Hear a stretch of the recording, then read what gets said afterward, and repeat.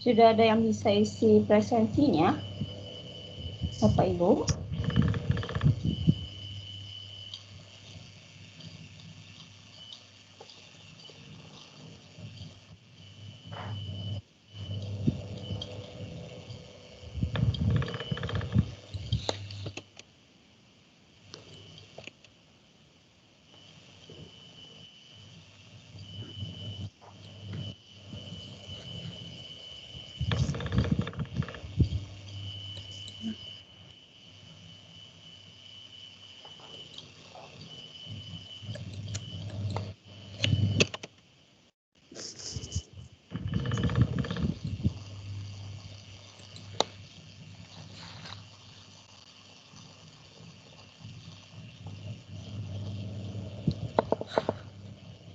Yang baru bergabung silakan diisi dulu presentinya ya Bapak Ibu.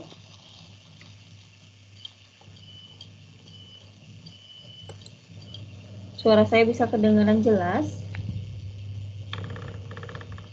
Dengar Bu Ai. Oke, soalnya nggak ada yang nyaut. Saya pikir nggak kedengaran. Sudah bisa apa belum? Belum bisa, Bu. Kayak mana isinya, Bu? Iya Bu, belum. Oh, sebentar saya cek.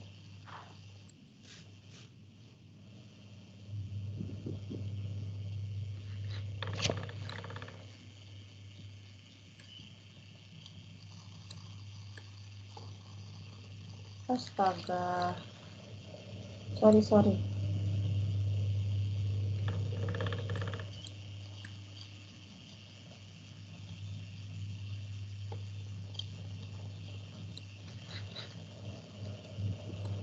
Punya saya sudah bisa, Bu. Bapak di sesi berapa tadi isinya, Pak? Kehadiran kan? Sesi 4. Iya, di sesi 4. Yang di kehadiran web 4. Oke, Bapak bisa lihat belum kalau saya sudah kasih materi pengayaan dan ada satu video? Ada satu video.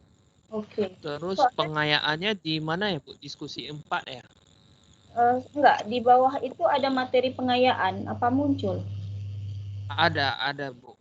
Oke. Soalnya di tempat saya ini agak aneh, tampilannya berbeda. Saya tunjukkan ke Ibu Bapak ya. Jadi kadang-kadang dia stabil, kadang-kadang tidak stabil. Iya, Bu. Lebih keseringan errornya daripada bisa, Bu. Di tempat saya ini seperti ini, hidden from students, belum ada tampilan yang saya tadi sudah masukkan. Kayaknya saya tadi sudah masukkan ke semua kelas, tapi kok bisa dia kosong di sini. Terus Bapak bilang tadi, saya sudah bisa isi, Bu. Loh, kok bisa jadi berubah lagi? Nah, Untuk di sini kehadirannya sudah saya isi, Bu. Bukan centang ya, tetapi isi. di ini, Pak, di bagian kehadiran ini. Iya. Sesi Yang 4. di sesi keempat, kehadiran web keempat sudah saya isi, Bu. Kenapa bisa ya? Di sini sama saya masih muncul yang lama. Seharusnya dia tampilannya seperti di kelas. Bu, saya Bu Nurjana juga udah isi ya Bu, kehadiran web sesi 4-nya Bu. Iya Bu, saya juga udah bisa Bu. Saya belum, Bu. Oke Ibu, kita lihat dulu ya Bu. Soalnya di tempat saya ini sistemnya mengulang lagi nih Bu, yang saya sudah post tadi nggak muncul di sini.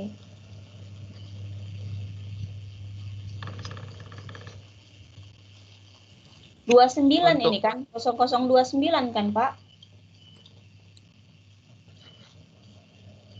Iya Bu, 12.0029. Nah di 12.00 Oh, 12.0030 juga ini masih kosong, padahal tadi kami sudah isi. Nah ini seperti ini tampilannya di sesi 4 tadi saya sudah isi. Di 30-nya sudah muncul ini, nggak berubah posisi dia. Tapi Tadi Bu saya buka. absen keempat ada Bu. Ini saya buka LMS sudah nggak ada lagi Bu.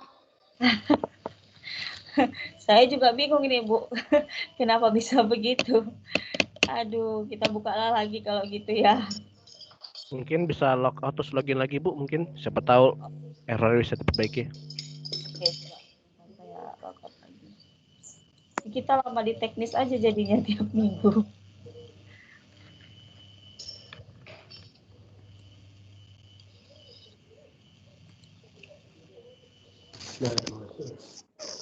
Apa Bab PK?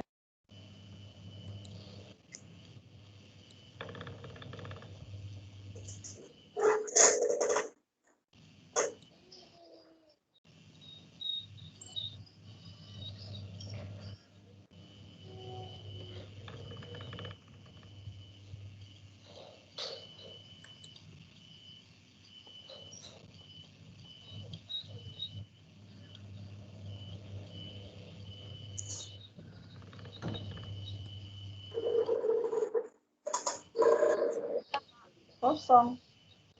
Pak Morgan bisa munculkan yang Pak Morgan sudah isi dari HP Pak Morgan atau dari laptop?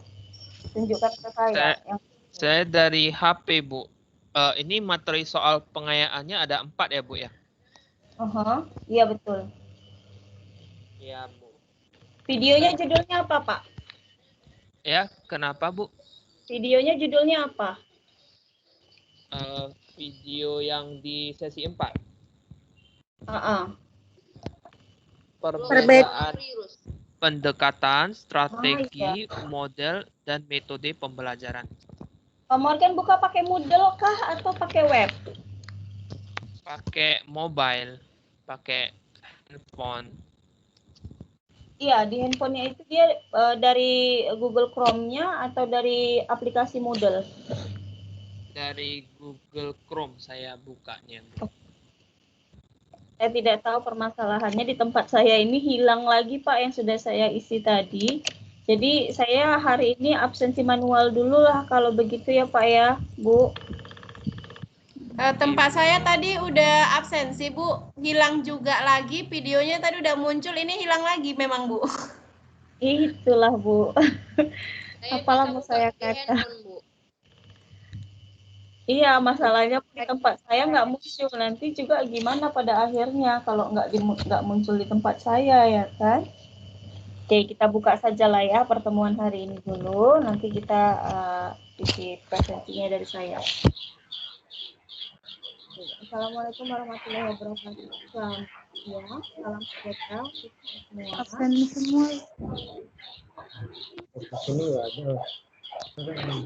Nah, saya bisa terdengar. Boleh di-mute untuk ibu bapak yang masih bertemu.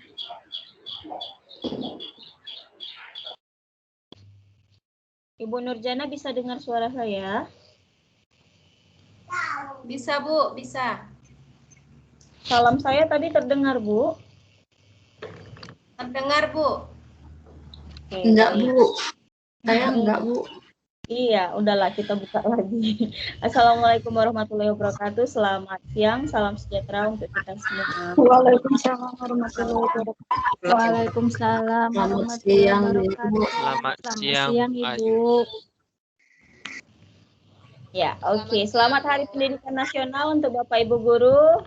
Mudah-mudahan pendidikan di Indonesia jauh lebih baik lagi, kualitas ibu bapak gurunya semakin meningkat, dan terutama pada peserta didiknya juga menjadi generasi yang berkarakter dan cerdas ya. Jadi aktor sosial. Terima kasih Bu. Baik, Ibu Bapak mengawali kuliahan tutorial kita hari ini. Mari kita sejenak berdoa kepada Tuhan Yang Maha Kuasa. Apapun yang Ibu Bapak harapkan, kesehatan, kelapangan rezeki, kelancaran dalam 2 jam ke depan ini, memahami materi dan lain sebagainya bisa dikabulkan. Berdasarkan agama dan kepercayaan masing-masing, marilah kita sejenak menundukkan kepala, berdoa, dimulai.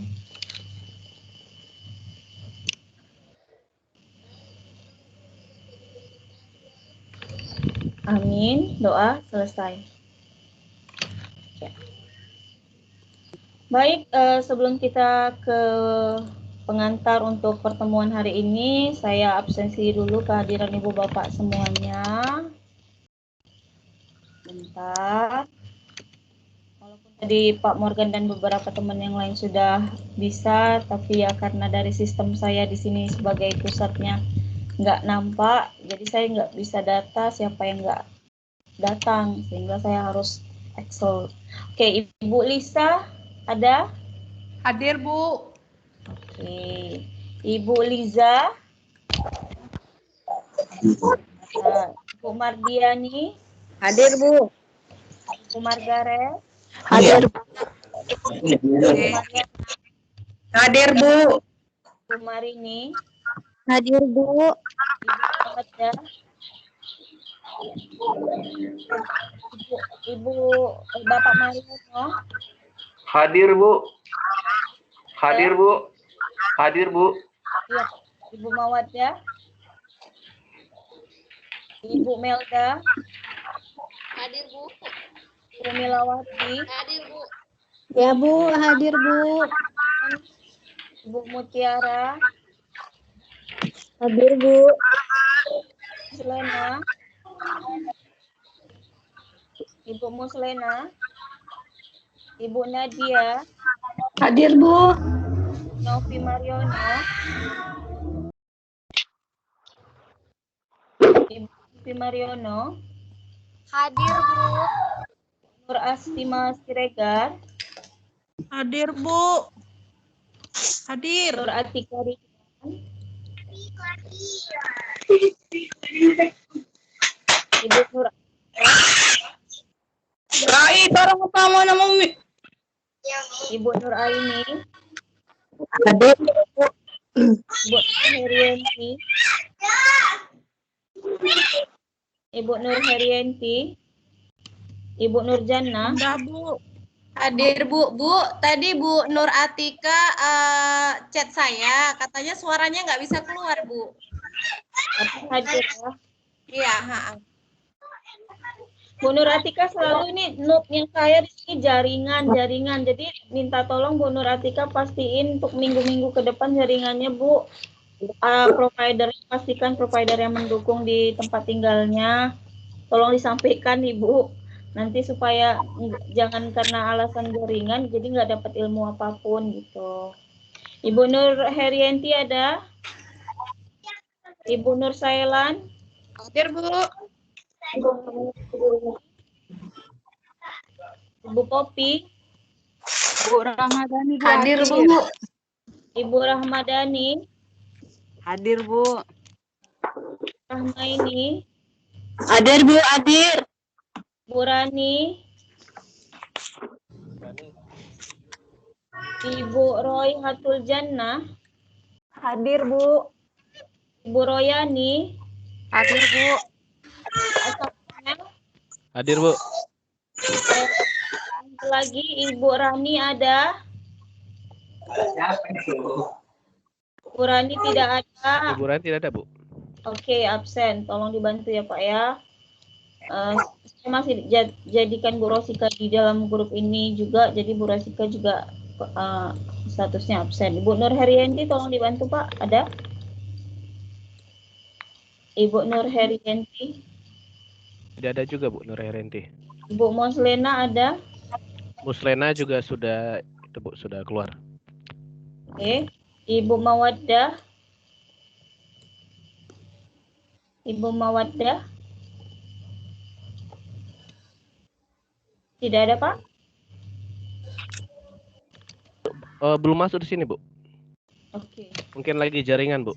Kemarin-kemarin juga jaringannya lagi susah, Bu, di Bu Mada. Absen di akhir juga kan, jadi bisa 2 kali cek apakah Ibu Bapak ada di kelas atau tidak. Baik, tolong wajahnya mengarah ke kamera, saya mau screenshot. 1, 2, 3. Oke. Ini Ibu siapa ya? Ibu ya, wajahnya nggak terlihat. Sebentar.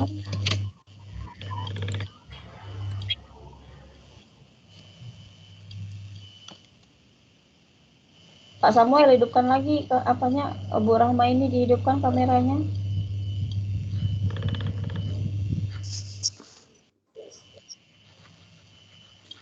Oke.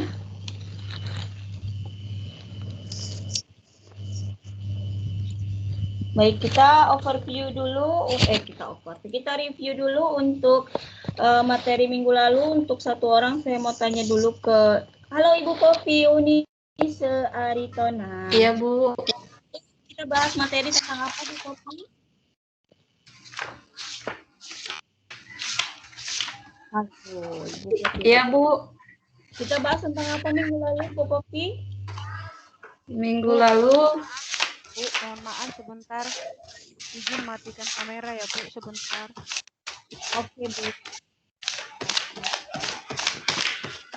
Aduh, nggak kedengeran, Bu.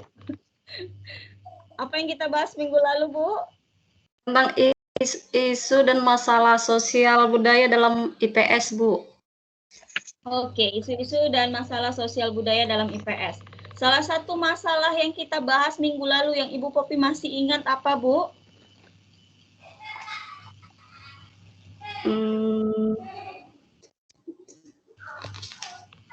Lupa, Bu. Lupa.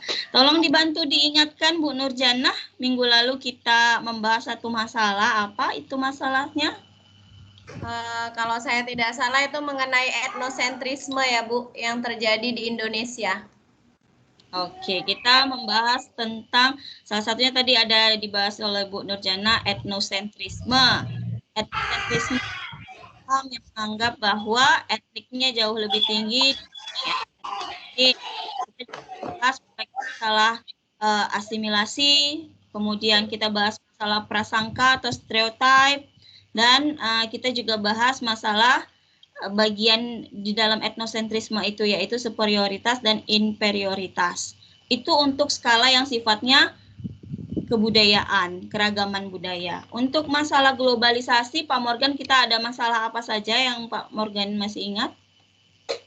Untuk globalisasi, kita ada pelajari keragaman budaya di Indonesia. Kita menyebutkan masih kurangnya atau masih ada budaya yang mungkin ada orang yang merusaknya, seperti itu, Bu, mungkin. Oke, Pak Mariono, tolong ditambahkan bersangkut paut dengan masalah-masalah global. Masalah apa lagi yang kita bahas pada KB-KB berikutnya? Masalah ini, Bu, apa namanya, kebiasaan-kebiasaan dari negara luar yang bisa mempengaruhi gaya hidup di negara kita, Bu. Oke. Jadi Pak Mariono menambahkan adanya difusi kebudayaan mengakibatkan pengaruh atau memberikan pengaruh baik positif maupun negatif kepada eksistensi kebudayaan lokal. Seperti itu ya Pak ya. Juga Iya, kita Bu. kan tentang masalah lingkungan, masalah hukum, kita kan juga bahas itu Ibu Bapak. Jangan dilupakan untuk KB-KB berikutnya. Baik, untuk minggu ini kita mengulas pada modul ke-5 kita yang dibawakan nanti oleh kelompok 4. Kelompok 4 sudah ready, sudah dikirim ya filenya ke dalam grup? Sudah, Bu. Oke. Sudah, Bu. Baik, kita pada minggu ke-4 ini membahas mengenai modul 5 Ibu Bapak tentang pendekatan dalam pembelajaran IPS di sekolah dasar. Harapan saya Ibu Bapak semua sudah membaca isi dalam modul 5 ini berkaitan dengan ada beberapa pendekatan yang nantinya kita akan pelajari di 2 jam ke depan ini. Nah, saya perlu sampaikan untuk capaian pembelajaran kita hari ini. Tahapan berpikir Bapak Ibu sudah tidak lagi dalam proses menjelaskan, tetapi sudah menganalisis ya Ibu Bapak. Jadi kita nanti akan coba menganalisis berbagai pendekatan-pendekatan, yaitu kognitif. Ini tentu berorientasi pada bagaimana peningkatan keterampilan intelektual atau kemampuan analitis dari siswa-siswi. Kemudian pendekatan sosial, pendekatan yang mengarah juga ke ranah afektif. Kemudian pendekatan personal, ini juga mengarah kepada afektif. Pendekatan modifikasi perilaku bersangkut paut dengan afektif dan psikomotorik. Lalu pendekatan ekspositorik ini bersangkut paut pada ranah kognitif, atau kalau kita mau sesuaikan istilahnya dengan apa? Lawannya dari emotional quotient apa? Ayo. Ada yang tahu? IQ, Bu. Iya, betul. Baik, selanjutnya ada 2 KB yang kita akan bahas minggu ini, yaitu KB 1 tentang pendekatan kognitif dalam pembelajaran IPS SD. Nanti harapannya kelompok bisa mengulas bagian awal dari pendahuluan berbagai istilah yang kadangkala dibingungkan antara pendekatan, model, metode, strategi, teknik, taktik. Nah, itu perlu kita ulas. Lalu tujuan dari penelitian sosial, salah satu bentuk dari adanya pendekatan kognitif nanti melalui penerapan inquiry. Nah, jadi kita akan lihat bagaimana proses penelitian, model-model penelitian sosial, mulai dari menentukan masalah, bagaimana kita mengarahkan kepada siswa-siswi agar siswa-siswi mampu melihat, mengidentifikasi masalah-masalah yang muncul di permukaan terkait dengan materi yang sedang mereka bahas, lalu menentukan hipotesis atau jawaban sementara, temuan awal yang barangkali akan menjadi jawaban dari permasalahan yang diajukan. Nah, untuk membuktikan hipotesis itu perlu ada pengumpulan dan analisis data. Ada berbagai bentuk pengumpulan data yang nanti yang akan dibahas oleh kelompok, mulai dari adanya observasi atau pengamatan, lalu ada pedoman wawancara yang harus disiapkan, kemudian tekniknya ada wawancara, lalu ada pembuatan angket, kuesioner, kemudian dianalisis serta disimpulkan. Semua tadi akan mengarah ke berbagai bagian lainnya, yaitu kita membahas konsep, generalisasi. Kalau yang sebelumnya boleh di-mute dulu. Kalau yang sebelumnya kita bahas generalisasi tidak terbagi ke dalam beberapa bagian. Nah, di bagian ini kita mengulas ada 3 bagian generalisasi, aras rendah, aras sedang, dan aras tinggi. Harapan saya kelompok nanti bisa memberikan atau mengeksplorasi contoh di luar yang tertera pada modul, sehingga proses menganalisisnya menjadi lebih paham lagi. Kemudian teori dan konstruk nanti juga diulas lebih tinggi lagi setelah ditemukannya generalisasi.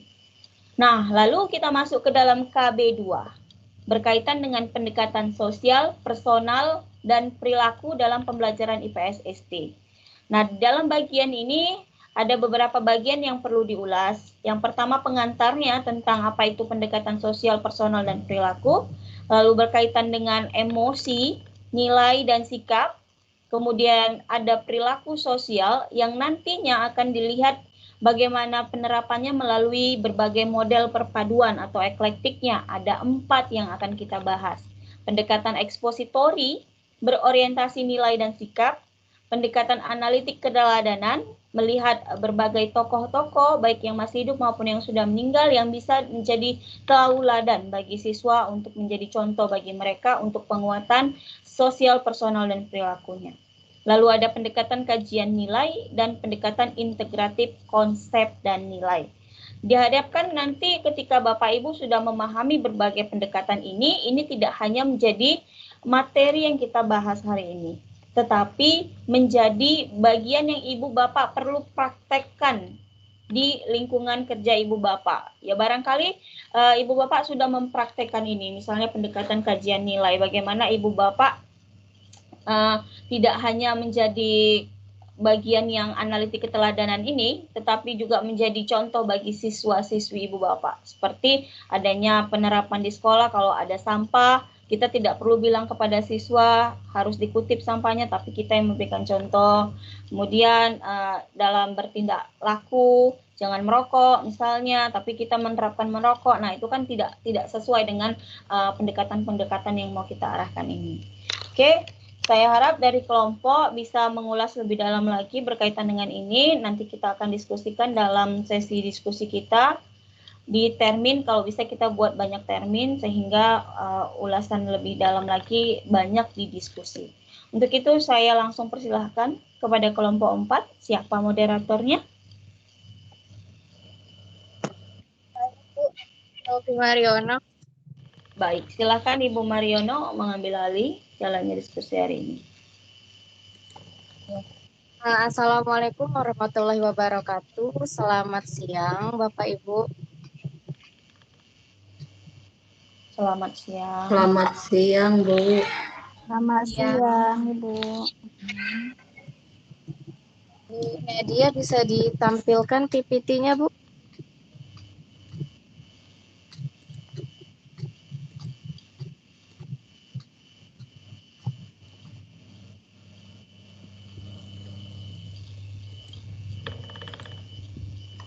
Udah kelihatan, Bu, tampilannya?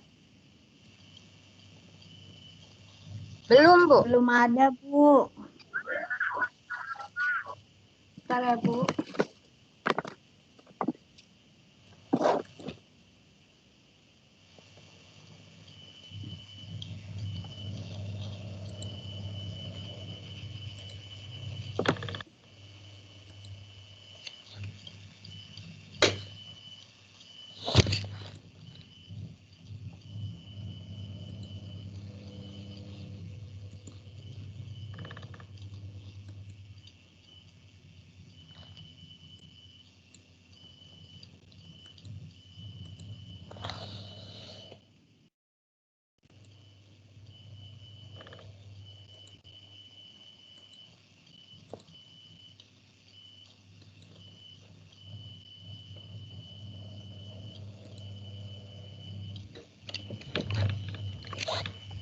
Mungkin bisa dibantu oleh Ibu Bapak yang lain.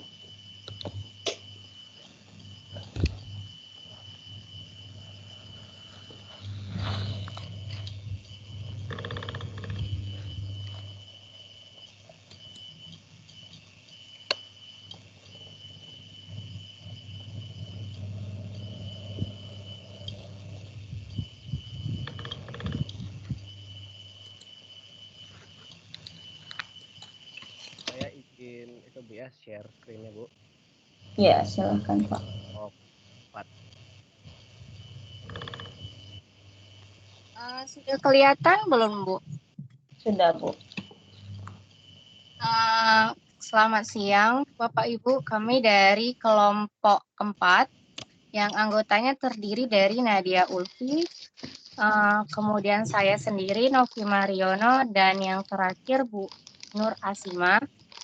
Adapun materi yang kami bahas itu adalah modul 5 yang berjudul pendekatan dalam pembelajaran IPS di sekolah dasar.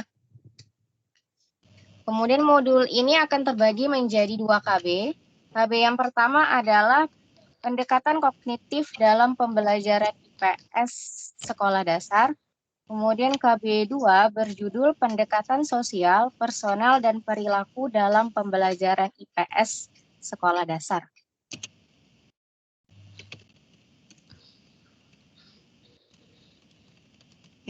Adapun peta konsep yang kami gambarkan dari modul ini, yang pertama judul besar adalah pendekatan dalam pembelajaran IPS, kemudian terbagi menjadi 2 KB, pendekatan kognitif dan pendekatan sosial, personal, dan perilaku. Kemudian pendekatan kognitif itu terbagi menjadi beberapa bahasan. Yang pertama kami akan membahas tentang pendekatan, apa itu pendekatan pembelajaran, strategi pembelajaran, metode pembelajaran, teknik pembelajaran, dan model pembelajaran.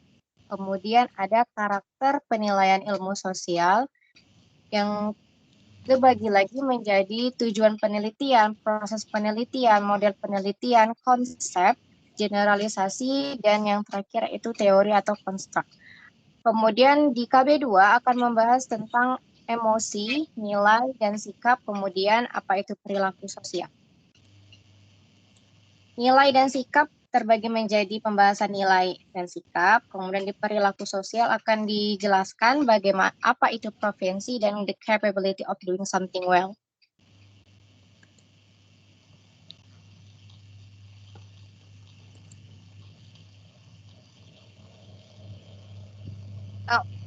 KB1, pendekatan kognitif dalam pembelajaran IPS sekolah dasar. Lebih lanjutnya akan dijelaskan oleh Ibu Nadia Ulfi. saya persilahkan kepada Ibu Nadia untuk memaparkannya.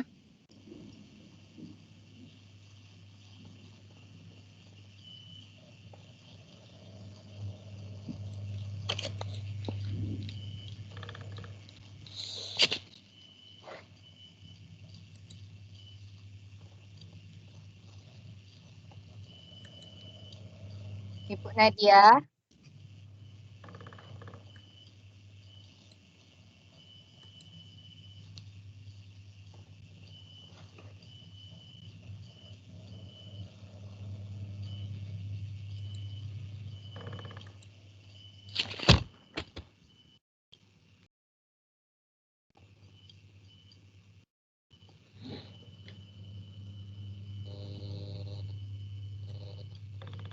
Ibu Nadia, halo Ibu Nadia.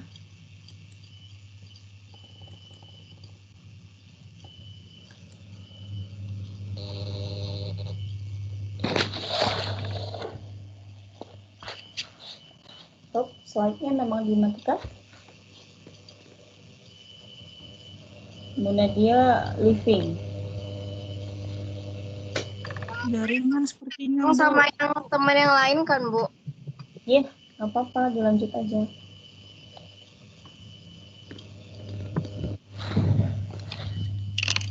Halo. Halo? Halo. Bu, suara saya kedengaran, Bu. Sekarang kedengaran, Ibu. Silakan dilanjut.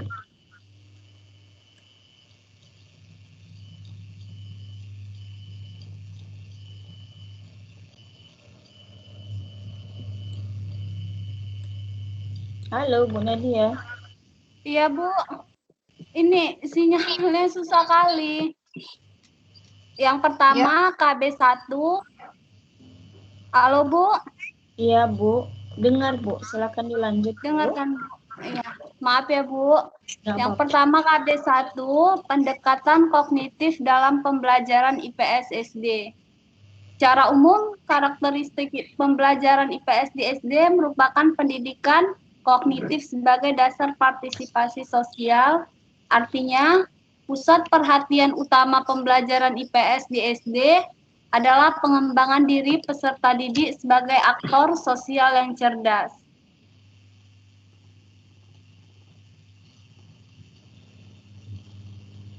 Nah, pendekatan pembelajaran IPS di SD, yang pertama pendekatan pembelajaran, di mana pendekatan pembelajaran adalah jalan atau arah yang ditempuh oleh guru atau peserta didik dalam mencapai tujuan pembelajaran, dilihat bagaimana materi itu disajikan. Nah, pendekatan ini berorientasi pada siswa dan guru. Sedangkan strategi pembelajaran, seperangkat kebijaksanaan yang dipilih yang telah dikaitkan oleh faktor yang menentukan warna atau strategi.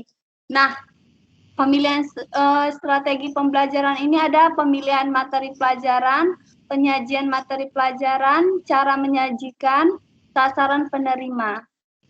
Yang ketiga ada metode pembelajaran, di mana metode ini terbagi atas beberapa macam metode. Contohnya seperti metode ceramah, ekspositori, tanya jawab, penemuan terbimbing, dan sebagainya. Selanjutnya ada pendekatan pembelajaran IPS di SD dengan teknik pembelajaran. Teknik pembelajaran merupakan penerapan secara khusus suatu metode pembelajaran yang telah disesuaikan dengan kemampuan guru. Selanjutnya model pembelajaran, suatu desain yang menggambarkan proses rincian penciptaan situasi lingkungan.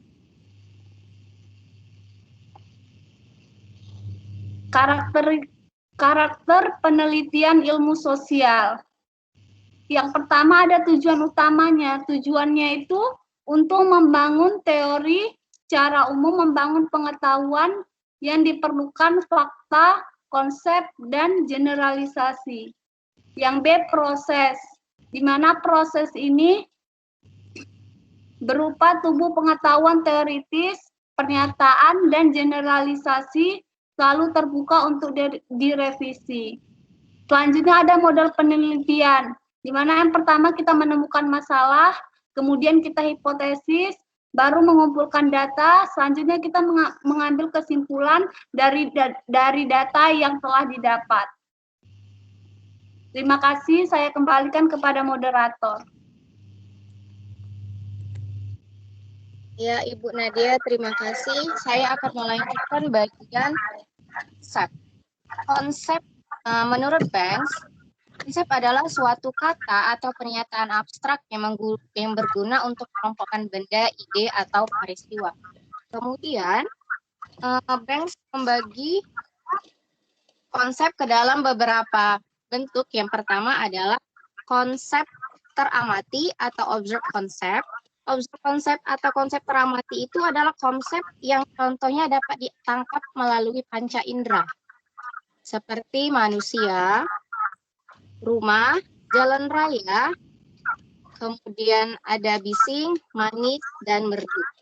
Selanjutnya ada konsep tersimpul. Konsep tersimpul atau inferred concept adalah konsep yang contohnya harus disimpulkan dari beberapa hasil pengamatan atau beberapa peristiwa sebagai indikator. Contohnya yaitu sopan, tertib, pahlawan, makmur, dan adat. Kemudian konsep yang selanjutnya itu konsep relasional atau relational concept, yaitu konsep yang melibatkan jarak dan waktu. Jadi dalam konsep rasional ini berbicara tentang penggunaan waktu. Contohnya seperti abad, dasawarsa, lintang, bujur, isobar, dan kawasan. Konsep yang terakhir menurut Banks itu adalah konsep ideal atau ideal type, yaitu konsep tersimpul yang lebih abstrak dan merupakan konsep yang memerlukan pengumpulan indikator yang lebih luas. Misalnya keadilan, Pancasila, takwa, nyaman, patriotik, kasih sayang, kejujuran, dan kesejahteraan. Jadi konsep ideal ini adalah konsep yang tercipta dari konsep tersimpul, kemudian dikumpulkan dari beberapa indikator yang lebih luas. Selanjutnya ada generalisasi.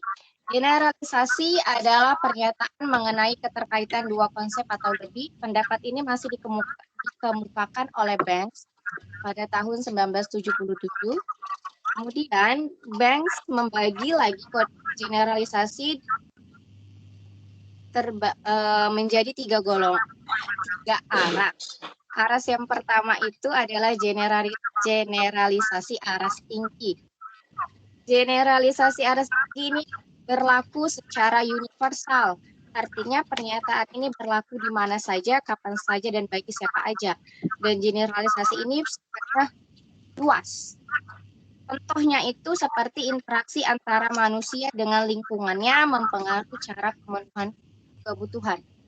Kemudian yang kedua menurut Banks adalah generalisasi aras sedang. Generalisasi aras sedang itu berlaku terbatas pada suatu wilayah budaya atau kurun waktu tertentu. Dan sifatnya ini biasa tidak terlalu luas seperti generalisasi aras tinggi dan mencakup suatu wilayah budaya saja.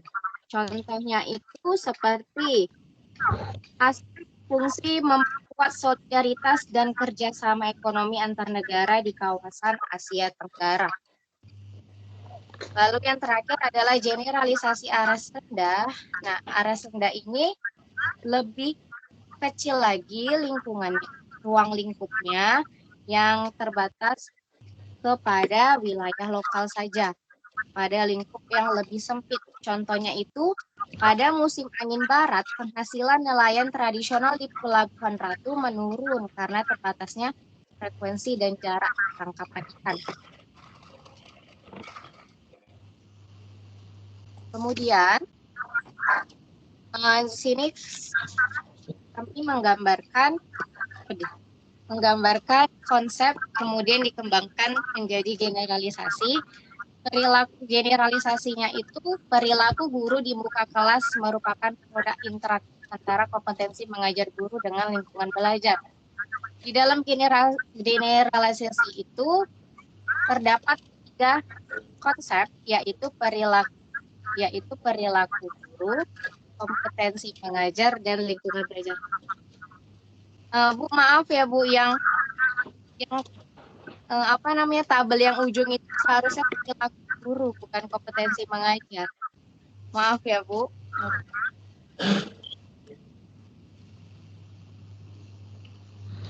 Yang terakhir pada KB1 itu ada membahas tentang teori atau konstruk. Teori itu dibangun oleh generalisasi aras tinggi dengan syarat sebagai berikut. Jadi teori yang diciptakan itu terbangun dari generalisasi aras tinggi tadi. Aras tinggi tadi kemudian digabungkan yang menjadi sebuah teori. Dengan syarat melukiskan hubungan antar konsep atau variabel yang didefinisikan secara jernih. Kemudian mengandung sistem dedukasi yang secara logis ajak atau tetap. Kemudian syarat yang terakhir yaitu merupakan sumber dari hipotesis yang sudah diuji kebenarannya.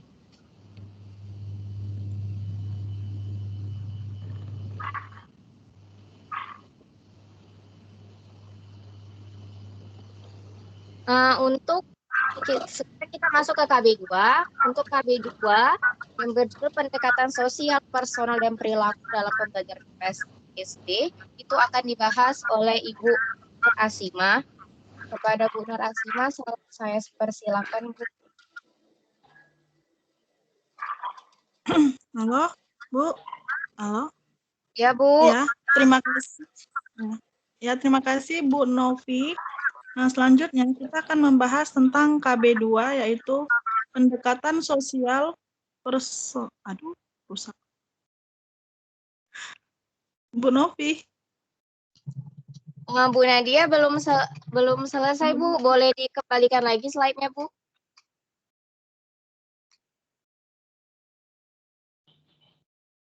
Bu Nadia.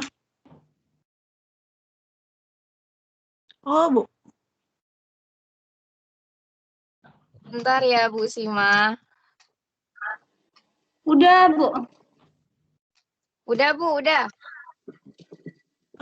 Oke, makasih Bu Nadia. Nah, selanjutnya untuk KB2, pendekatan sosial, personal, dan perilaku dalam pembelajaran IPS SD. Nah, di sini untuk pengertiannya sendiri ada menurut Goleman tahun 1996, di mana pendekatan sosial, personal, dan perilaku pada prinsipnya merupakan bentuk sentuhan pedagogis terhadap dimensi sosial dan personal atau dimensi intelijensial, emosional, dalam kurung emotional intelligence. Nah, selanjutnya, dalam pendekatan sosial, personal, dan perilaku dalam pembelajaran IPS SD, kita akan mempelajari tentang emosi, nilai dan sikap, serta perilaku sosial. Nah, untuk emosi sendiri, emosi itu mempunyai pengertian kegiatan atau pergolakan pikiran, perasaan, nafsu, serta kegiatan atau pergolakan pikiran, perasaan. Nafsu, setiap keadaan mental yang hebat atau meluap-luap. Nah, emosi ini bisa seperti kita marah, kita takut, kita terkejut, kita jengkel, dan malu. Nah, untuk yang kedua, nilai dan sikap. Nilai itu sendiri artinya adalah sesuatu yang berharga dan dipandang baik. Yang kedua, terus sikap adalah kecenderungan seseorang untuk berbuat berkenaan dengan objek atau situasi. Nah, selanjutnya adalah perilaku sosial. Nah, dalam perilaku sosial ini sering juga disebut keterampilan sosial. Nah, menurut Jaroli Mack, mengandung dua unsur, yaitu yang pertama profisiensi dan the capability of doing something well. Profisiensi itu sendiri bisa disebut dengan kemahiran, dan the capability of doing something well disebut dengan kemampuan melakukan sesuatu dengan baik. Nah, bisa kita simpulkan bahwa perilaku sosial diartikan sebagai kemampuan atau keterampilan operasional yang memungkinkan individu dapat berhubungan dan hidup bersama secara tertib dan teratur dengan orang lain.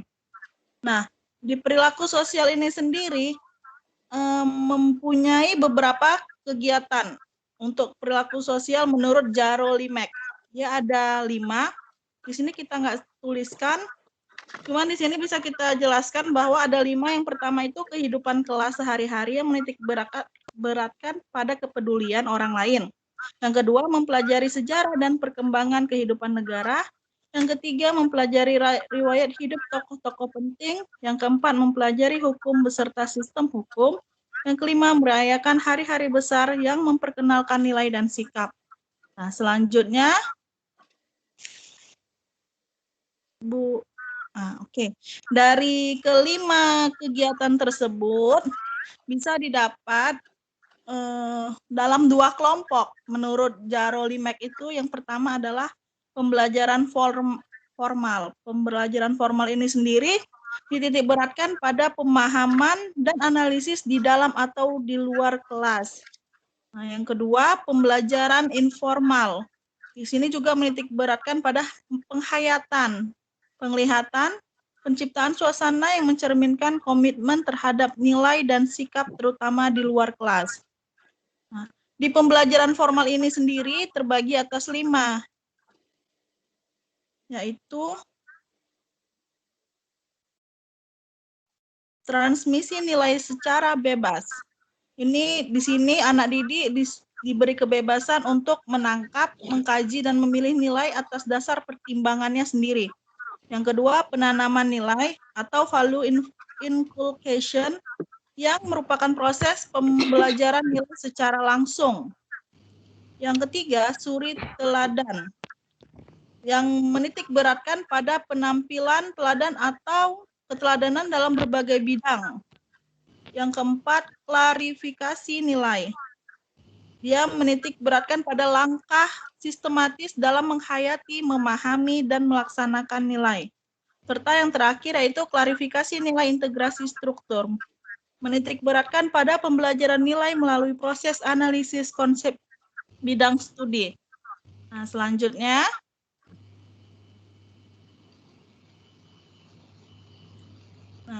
model yang terpilih yang dapat diterapkan di SD di sini ada 4. Yang pertama, dia pendekatan ekspositori berorientasi nilai dan sikap.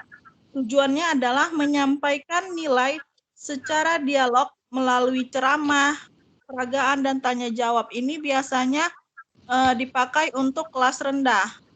Nah, yang kedua, pendekatan analitik keteladanan. Tujuannya menangkap nilai atau sikap melalui analisis sampel keteladanan dalam masyarakat dalam berbagai bidang. Misalnya lebih ke sejarah, misalnya sejarah Nabi atau sejarah-sejarah yang lain yang berbentuk keteladanan. Nah, yang ketiga, pendekatan kajian nilai. Tujuannya yaitu menangkap nilai melalui kajian secara sistematis dan mendasar. Dan yang keempat, pendekatan integratif konsep dan nilai. Tujuannya adalah menangkap nilai yang melekat pada atau merupakan implikasi dan suatu konsep melalui kajian akademis. Saya kembalikan ke moderator. Terima kasih.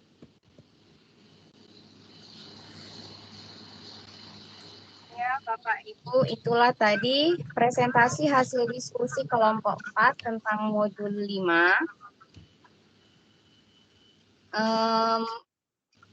Bu Ayu, langsung Silakan diskusi. kita buka sesi diskusi untuk 3 orang dulu. Yang pertama, Ibu.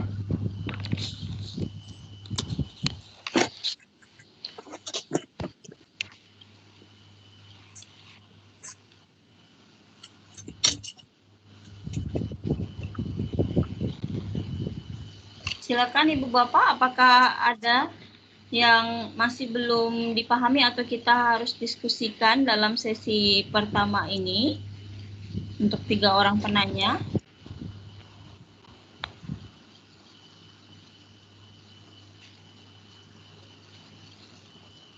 Silakan moderator. Orang pertama yang ingin menyampaikan pendapatnya. Saya mau bertanya, Bu. Oke, Pak Ya. Morgan, silakan. Iya. Ya, Tadi Pak setelah Morgan. presentasi, saya mau bertanya, apakah perbedaan data primer dan data sekunder, Bu? Bentar ya, Pak. Apakah Oke. perbedaan data primer dan data sekunder? Iya. Ini untuk pengumpulan data, Pak Morgan? Ya, pengumpulan data ya, Pak Morgan. Iya, benar. Untuk Pengumpulan. pengumpulan data di situ ada data primer dan juga data sekunder. Itu perbedaannya di mana ya? Mohon dijelaskan. Terima kasih. Ya, baik Pak Morgan, terima kasih. Pertanyaan kedua, Bu. Ya, Bu, saya mau bertanya. Ya, dengan Ibu siapa? Ramadhani, Surat- Bu. Ibu Rahmadani. Ya, Bu. Pertanyaannya, Bagaimana model penelitian yang terjadi pada pembelajaran IPS, Bu? Ibu bisa pelan-pelan nggak, Bu? Coba ulangi sekali lagi, Bu. Bagaimana model penelitian yang terjadi pada pembelajaran IPS? Saya ulangi ya, Bu. Bagaimana model penelitian yang terjadi pada pembelajaran IPS? Iya, Bu. Oke, Bu. Terima kasih, Bu. Selanjutnya, Saya Bu, Ibu Popi. Bu Popi. Bu. Maaf, Bu, yang saya dengar Bu Popi. Ya, Bu Ya, Popi. Bu. Baik, terima kasih. Tadi sudah dijelaskan bahwa ada 4 pendekatan pembelajaran, yaitu ada pendekatan ekspositori yang berorientasi pada nilai dan sikap, lalu ada pendekatan analitik keteladanan, ada pendekatan kajian nilai, dan ada pendekatan integratif konsep dan nilai. Pertanyaan saya, kira-kira pendekatan pembelajaran mana yang cocok untuk kelas rendah ya? Kira-kira untuk kelas rendah itu pendekatan mana yang lebih cocok? Pendekatan pembelajaran yang mana? Iya, Bu Popi. Saya singkat aja ya, Bu, pertanyaannya. Jadi, pendekatan pembelajaran mana yang paling cocok diterapkan untuk kelas rendah? Iya, Bu, benar. Iya. Oke, Bu. Terima kasih, Bu Popi.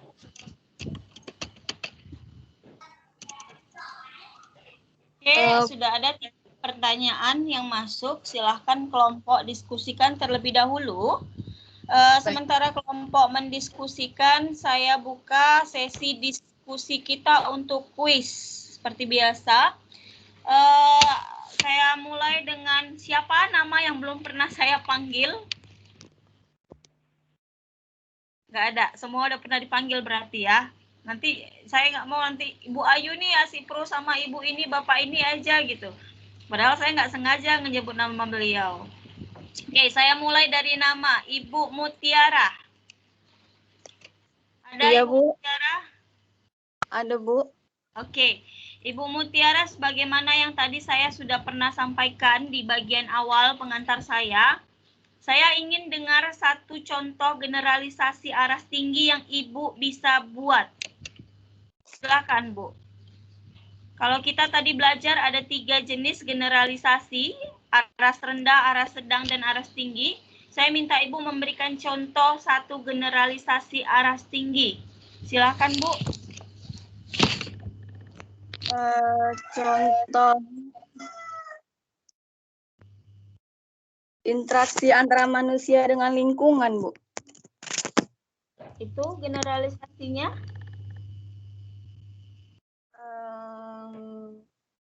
Yang mempengaruhi cara pemenuhan kebutuhan, Bu. Coba lengkapi kalimatnya, Ibu, jangan dipatah-patah. Interaksi antara manusia dengan lingkungannya mempengaruhi cara pemenuhan kebutuhan. Oke, apa alasan Ibu mengatakan bahwa itu adalah generalisasi aras tinggi? Karena ada di buku, Bu. Saya minta Ibu membuat satu contoh baru. Oke lah, ini Ibu bisa jadi contoh. Ini kira-kira begini. Kenapa alasannya? Karena dimanapun manusia tinggal, interaksinya manusia dengan lingkungannya itu mempengaruhi pemenuhan kebutuhan. Baik yang tinggal di gunung, tinggal di pesisir pantai, tinggal di perkotaan, pedesaan, semuanya tergantung pada lokasi geografisnya. Nggak mungkin nelayan jadi nelayan yang tinggal di pegunungan karena nggak ada laut. Nah, seperti itu maksud saya. Jadi generalisasi aras tinggi ini berlaku secara universal. Dimanapun ibu bapak tinggal itu bisa diterapkan, itu berlaku, itu benar ada. Oke, silakan dicoba lagi Ibu Mutiara.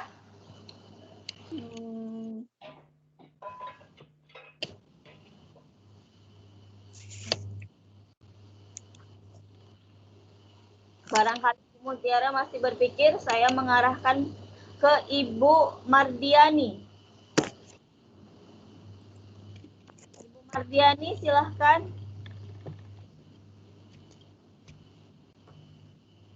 Sebentar ya, Bu.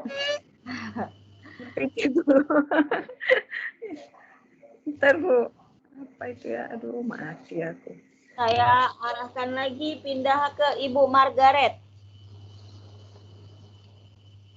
Silakan Ibu Margaret. Ibu Margaret. Halo. Sorry ini mic-nya baru terbuka. Oke, silakan diberikan cincinnya Ibu Margaret. Generalisasi aras tinggi ya, Bu ya.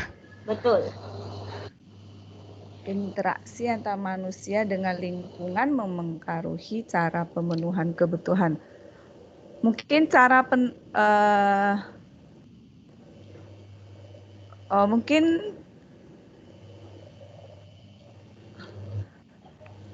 ya, Bu ya. Cara setiap manusia memenuhi kebutuhannya sesuai tempat tinggalnya gitu. Ya, itu kan sudah sama konsepnya, Bu, dengan yang dicontohkan. Saya mau Ibu Bapak kasih contoh yang lain lagi. Misalnya kalau kayak saya bilang, setiap manusia membutuhkan udara untuk bernapas. Nah, itu kan berlaku di mana aja kan? Masuklah dia ke generalisasi aras tinggi. Coba Ibu kembangkan. Atau lebih kuat lagi, WHO merilis bahwa COVID-19 adalah sebuah pandemi. Itu kan berlaku ke seluruh negara kan, tidak hanya pada satu negara saja. Jadi pahami konsep generalisasi aras tinggi. Generalisasi yang berlaku secara universal. Dimanapun Ibu Bapak berpijak, di situ Ibu Bapak pasti menemukan itu dan menerapkan itu. Gitu. Silakan. Siapa yang mau coba? Ada yang mau coba? Oh, pertanyaannya diganti. Siapakah Ibu Bapak yang bisa?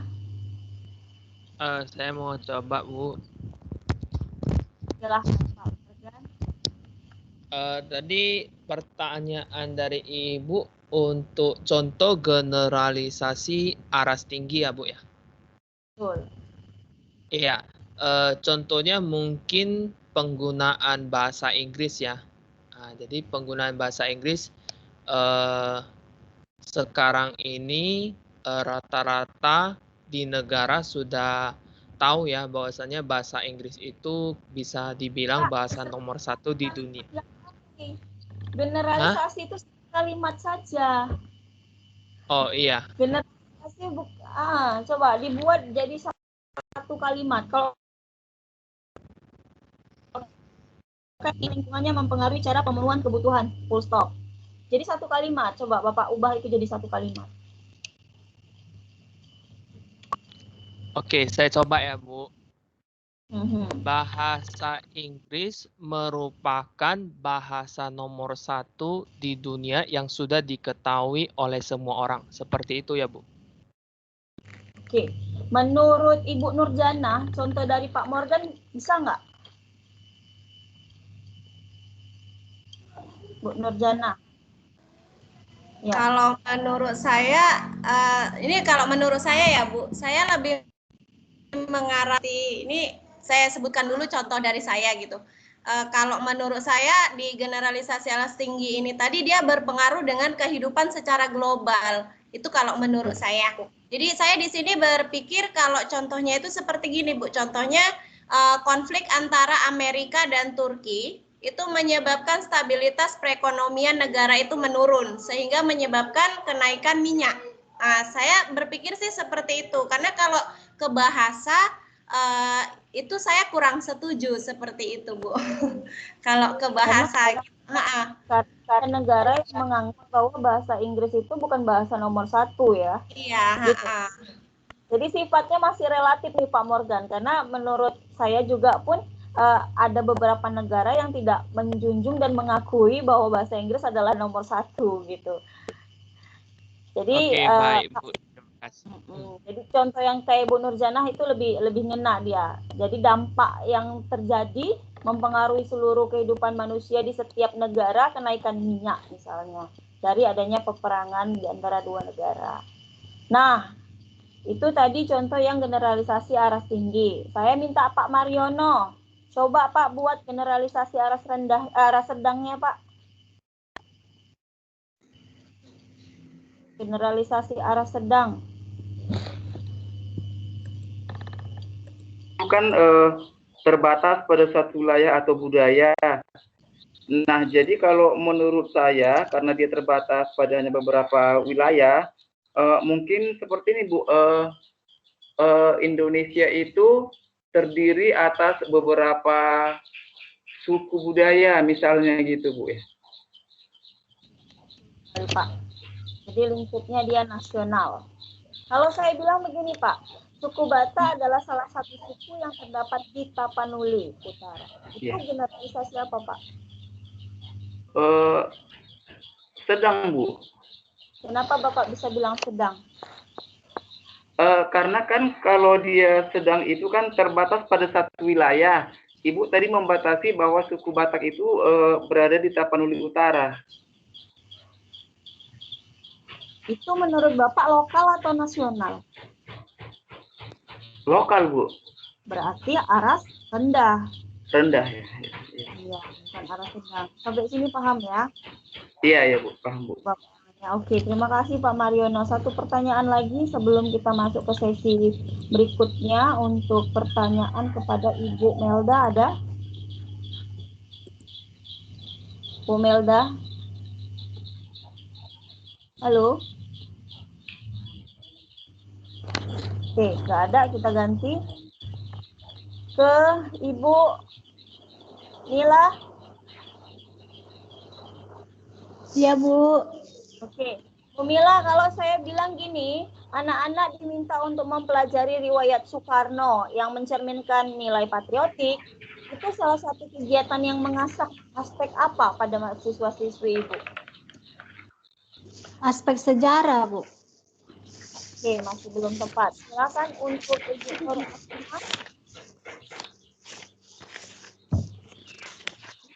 Aspek kognitif, Bu. Masih belum tepat. Silakan Ibu Mariana.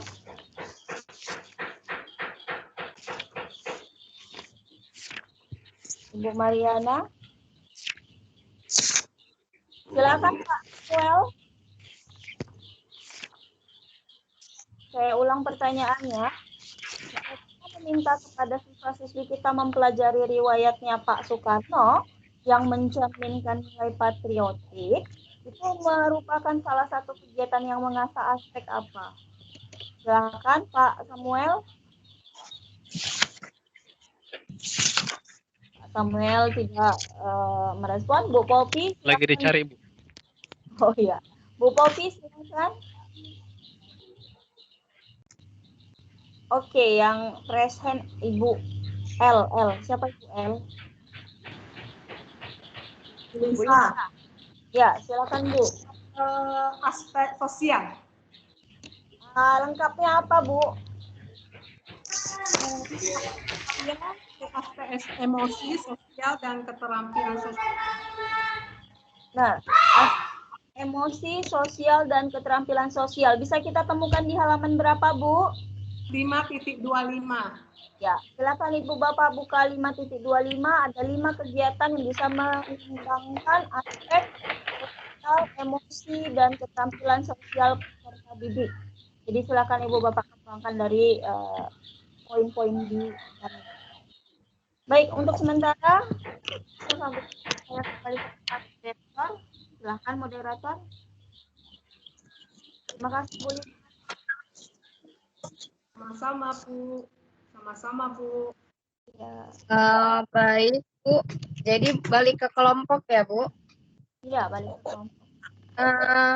Baik Bu, saya akan menjawab pertanyaan dari Pak Morgan. Apakah perbedaan data primer dan data sekunder? Jadi Pak Morgan. Ya. Jadi Pak, data primer itu adalah data yang diambil langsung tanpa perantara. Maksudnya itu adalah data yang kita kumpulkan berdasarkan riset langsung.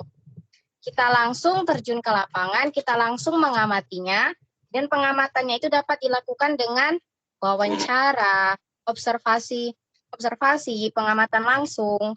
Kemudian kalau data sekunder itu adalah data yang diambil dengan perantara. Maksudnya kita tidak mendapatkan informasi itu dari secara langsung, tapi kita mengumpulkannya melalui pihak ketiga seperti melalui informasi yang sudah ada. Jadi yang sudah ada, informasi yang sudah ada itulah yang kita ambil. Seperti itu Pak. Misalnya informasi bisa kita ambil dari ketika kita membaca jurnal atau misalnya membaca buku-buku yang berkaitan dengan data yang berkaitan dengan data kita. Seperti itu Pak. Pak Morgan, bisa dipahami Pak Morgan? Oke, jadi maksudnya data primer itu ditinjau langsung ya, langsung diambil secara langsung ya. Maksudnya dinilainya itu lebih terpercaya ya mungkin ya Bu ya. Iya Pak, jadi ya itu tadi kelebihannya termasuk informasinya itu lebih dipercaya, lebih akurat, lebih valid karena kita terjun langsung untuk mengamatinya. Kalau berbeda dengan data sekunder tadi, itulah perbedaannya. Kalau data sekunder kemungkinan datanya itu tidak terlalu valid karena kita tidak mengetahui keaslian dari data tersebut. Seperti itu Pak. Oh. Baik. Terima kasih atas jawabannya. Oke, saya tambahkan. Ya, Pak Morgan. Yang sudah dijelaskan Ibu Novi Mariono sudah bagus sekali, sudah memenuhi apa yang diminta dari permintaan soal Pak Morgan. Nah, kalau kita mengacu kepada data primer, itu memang benar, biasanya dilakukan pada seorang peneliti terhadap informan. Nah, informan menjadi kunci dari temuan data yang akan dia peroleh nantinya. Jadi bisa ditunjukkan melalui apa? Kutipan wawancara. Nah, kutipan wawancara itulah yang merupakan hasil pengumpulan data yang kemudian nanti dianalisis dan diinterpretasi oleh peneliti yang menjadi data primernya dalam penelitian itu. Tapi bukan berarti data sekunder itu dianggap sebagai sesuatu hal yang tidak valid atau kurang valid gitu. Apalagi kalau kita berbicara pada jenis penelitian yang sifatnya historiografi. Mereka mau cari informannya di mana? Wong datanya itu semuanya dokumen, nggak ada kan, masa disuruh Pak Soekarno bangun lagi, kan nggak mungkin ya. Lalu kita mau bilang data sekundernya tidak valid, nggak bisa dong. Makanya dalam penelusuran studi literatur harus benar-benar menentukan literatur yang memang itu benar-benar hasil temuannya diakui oleh para ilmuwan lainnya, sejarawan lainnya misalnya, sehingga bisa digunakan sebagai data yang memenuhi untuk pengumpulan atau istilahnya pemerolehan hasil dan pembahasan kita nanti di bab 4 biasanya kalau hasil penelitian. Seperti itu ya Pak Morgan. Jadi antara kedua data sama-sama penting. Kalau di dalam penelitian kualitatif, ada kalanya peneliti ketika tidak dapat teknik pengumpulan datanya observasi, wawancara, dokumentasi, dia tambah satu lagi studi dokumen. Studi dokumen inilah yang menjadi data sekunder untuk menguatkan bagaimana temuan dari penelitiannya semakin valid lagi hasilnya. Itu tambahan dari saya kembalikan. Oke, terima kasih Bu Ayu atas penjelasan tambahannya. Terima kasih. Ya, sama-sama Pak Morgan. Ya, Bu Ayu, terima kasih Bu. Sama-sama Ibu. Silakan dilanjut. Kemudian pertanyaan kedua dari Ibu Rahmadani, yaitu bagaimana model penelitian yang terjadi pada pembelajaran IPS. Untuk pertanyaan dari Bu Rahmadani akan dijawab oleh Ibu Nadia Utfi. Bu Nadia, saya persilakan Bu. Ya, terima kasih kepada moderator. Baik, di sini saya mau mencoba menjawab pertanyaan dari Bu Rahma ini. Model-model penelitiannya itu, misalnya yang pertama terjadinya suatu masalah. Masalah yang terjadi, misalnya masalah tentang banjir yang ada di buku halaman 5.8 ya Bu. Jadi dari masalah itu kita dapat merumuskan apakah sebab-sebab dari banjir, apa saja akibat dari banjir, bagaimana mengatasi banjir. Selanjutnya, setelah adanya masalah, kita ambil hipotesis, dugaan.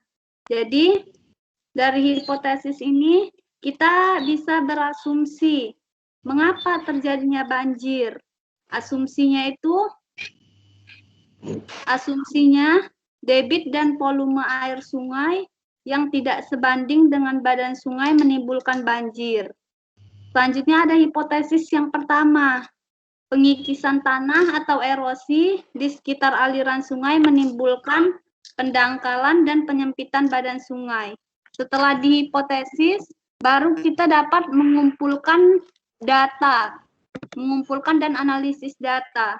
Jadi pengumpulan ini dapat berupa observasi, daftar cek, catatan pengamatan, angket, pedoman wawancara, dan tes. Nah, dari pengumpulan data dapat diambil kesimpulan. Kesimpulan adalah hipotesis yang telah diuji dan dibuktikan kebenarannya. Jadi, setelah dikumpulkan datanya, udah dihipotesis, dikumpulkan data, baru kita bisa menarik kesimpulan dari masalah yang terjadi. Mungkin itu saja jawaban dari saya. Lebih dan kurang saya mohon maaf. Saya kembalikan kepada moderator. Dan untuk Ibu Rahmadani ya Bu. Ibu Rahmadani, Ibu Rahmadani gimana? Iya Bu, sebelum kita melakukan metode pembelajaran di model penelitian yang terjadi pada pembelajaran IPS, berarti kita itu mengobservasi terlebih dahulu apa masalah yang ada di sekolah, mengkaitkan dengan pemateriannya. Sebenarnya bukan mengobservasi ya, tapi mengidentifikasi lebih tepatnya Ibu. Iya. Masalah diidentifikasi dulu. Tentu pasti begitu Ibu. Ada materinya tentang interaksi sosial misalnya. Coba kita mau pakai problem solving ini untuk pendekatannya. Lalu mau pakai modelnya, model yang sifatnya penelitian sosial, inquiry. Nah, kalau Ibu Bapak baca bagian halaman 5.13, pengistilahannya itu beda-beda ya. Ada yang inquiry, ada yang discovery, ada yang problem solving, ada yang critical thinking, reflective thinking, induction, investigation. Jadi tergantung dia mau pakai tokoh siapa dalam model yang digunakannya. Jangan bingung. Intinya semuanya model penelitian sosial, hanya saja istilahnya yang berbeda-beda. Nah, tahap awalnya tentu adalah mengidentifikasi masalah yang ada sekitar, pasti ya, di sekitar tempat tinggalnya siswa, di area sekolah, tempat teman permainannya dia, yang berkaitan dengan materi tentunya. Nah, setelah ditemukan atau ditentukan identifikasi masalahnya, barulah guru mengarahkan siswa untuk menentukan masalah apa yang mau dicari. Nah, sudah dapat misalnya ada 3 pertanyaan, ada 3 rumusan masalah yang mau dikaji. Bagaimana bentuk interaksi sosial yang terjadi di lingkungan sekolah, kemudian bagaimana pengaruhnya terhadap anggota-anggota yang ada di sekitarnya, lalu apakah ada bentuk interaksi sosial yang negatif. Nah, seperti itu. Dia coba carilah 3 hal tadi ini di lapangan dalam proses teknik pengumpulan data. Baik itu yang sifatnya tadi dilakukan dengan memenuhi data primer maupun data sekunder. Nah, umumnya kalau siswa-siswi pasti menggunakan data yang primer karena dia harus ketemu langsung atau melihat langsung yang ada di sekitar tempat tinggalnya. Suara saya masih terdengar? Masih, Bu. Masih, Bu. Halo, suara saya masih terdengar? Kurang, Bu, karena di sini hujan. Masih. Hujan deras, Bu. Ada sebagian yang tidak bisa Hujan, Bu. mendengar. Masih, Bu, masih. Tempat saya hujan deras, Bu, jadi nggak kedengaran, Bu. Dengar Pak Samuel tidak boleh di-mute lagi Ibu Bapak. Nah, jadi setelah kita menentukan rumusan masalahnya, nah di tahapan ini kan kita bilang membuat hipotesis. Masalah penelitian sosial itu umumnya nggak pakai hipotesis karena yang mau kita cari adalah perspektifnya si informan. Jadi tidak perlu hipotesis. Nah, tapi kalau penelitian yang sosiologi umumnya mengarahkan kepada apa nih temuan sementara. Jadi digunakanlah hipotesis. Bad quality lagi nih networknya. Oke. Setelah itu banyak yang hilang nih gambarnya. Nah, setelah itu barulah analisis dilakukan proses analisis data, penarikan penafsiran, kemudian ditariklah kesimpulannya itu sebagaimana tadi disampaikan oleh Ibu Nadia Ulfi. Begitu Bu Ramadhani. Iya, Bu. Terima kasih, Bu, atas penjelasannya, Bu. Sangat memuaskan. Jelas. Nggak kedengeran banget ya kan, Bu?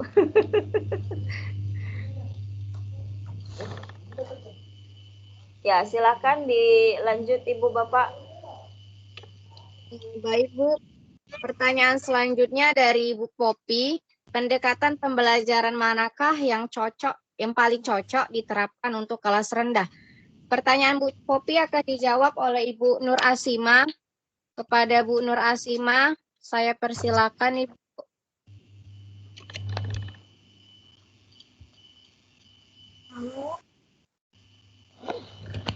Halo. Ya, Bu Nur.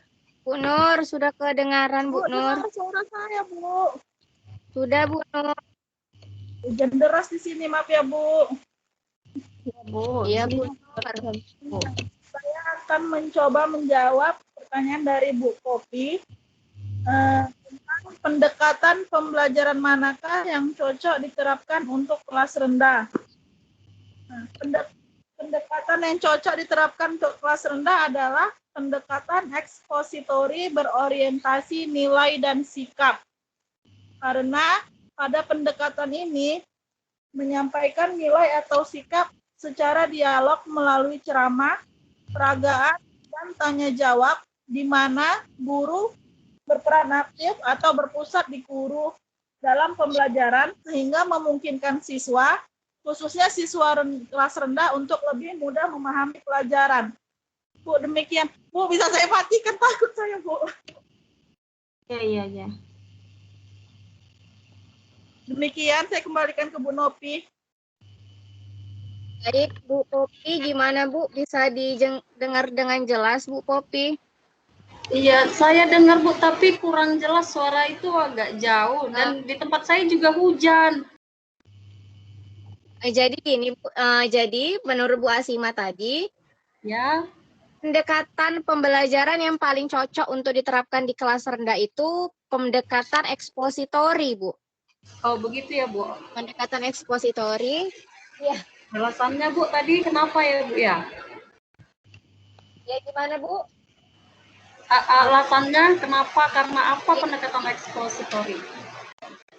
Kelas rendah itu masih memerlukan bimbingan guru sebagai pengumpul materinya, gitu Bu. Jadi untuk di dalam kelas rendah itu lebih banyak guru yang yang lebih dominan di dalam kelas, seperti menjelaskan materinya, kemudian pemberian tugas-tugasnya juga lebih banyak dibimbing oleh guru tersebut, Bu. Jadi untuk kelas rendah memang lebih cocok diterapkan pendekatan ekspositori seperti metode ceramah tadi yang dibilang oleh Bu Nur Asima. Seperti itu, Bu Popi. Harus berorientasi nilai dan sikap ya, Ibu. Jangan tinggi. Pendekatan ekspositori yang berorientasi pada nilai dan sikap. Oke, Bu, terima kasih pendapatnya. Ya, Bu Popi, terima kasih banyak, Bu Popi. Bu Ayu, Ya. gimana Bu ke termin Ya. kedua? Masuk ke Ya. termin kedua. Ya, Bapak Ibu, kami buka lagi untuk termin kedua. 3 pertanyaan ya, Bu? Iya. 3 pertanyaan lagi. Saya, Bu. Saya, Bu Marini. Saya, Bu. Apa, Bu? Bu Marini. Iya. Saya mau bertanya, Ya, Bu. apakah perbedaan antara pikiran emosional dan rasional? Terus, bagaimana cara kita untuk mengontrol pikiran tersebut, Bu? Boleh mohon pelan-pelan, Ibu. Apakah perbedaan antara pikiran emosional dan rasional? Apakah perbedaan antara pikiran emosional dan rasional? Dan bagaimana cara kita mengontrol pikiran tersebut? Dan bagaimana cara kita mengontrol pikiran tersebut? Saya ulangi ya, Bu. Ya, Bu. Apakah perbedaan antara pikiran emosional dan rasional dan bagaimana cara kita mengontrol kedua pikiran tersebut ya, Bu? Iya, Bu. Oke, terima kasih, Bu. Ibu, siapa tadi, Bu? Maaf, Bu, saya lupa. Ibu Marini ya, Bu? Iya. Ya, Bu. Maaf, Bu. Pertanyaan kedua. Bu Nur Atika Ridwan. Iya, Bu Nur Atika. Iya, Bu. Apa saja karakteristik dari model pendidikan sosial, penelitian sosial? Apa saja karakteristik dari model penelitian sosial. Ini pertanyaan dari Bu Nur Atika ya, Bu? Iya, Bu. Oke, Bu Nur Atika, terima kasih. Satu pertanyaan lagi, Bu.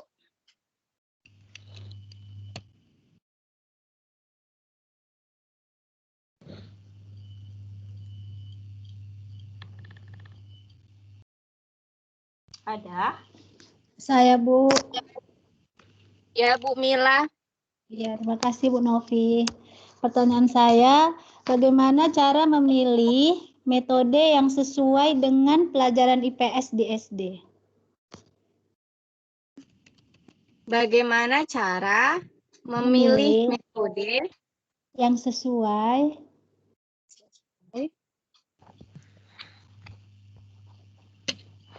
dengan pelajaran IPS di SD? Iya, Bu Novi. Oke, saya ulangi ya, Bu. Bagaimana cara memilih metode yang sesuai dengan pelajaran IPS di SD? Iya, Bu. Benar ya, Bu? Benar. Oke. Terima kasih, Bu Mila. Iya, sama Bu Novi. Ayu, ini mohon waktunya sebentar ya, Bu Ayu. Baik, silahkan didiskusikan oleh tim. saya kuis lagi untuk ibu bapak yang lain. Saya mulai dari nama Ibu Nurjana. Ibu Nurjana sudah tadi. Ibu Nur Herianti. Ada? Nggak ada ya?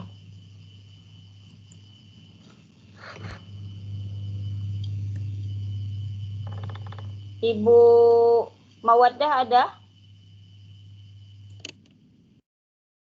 Saya Bu, ada Bu. Oke. Mawaddah Ulfa. Kenapa Bu sinyalnya tadi bermasalah ya? Iya, terus handphone saya pun lobet pula Bu.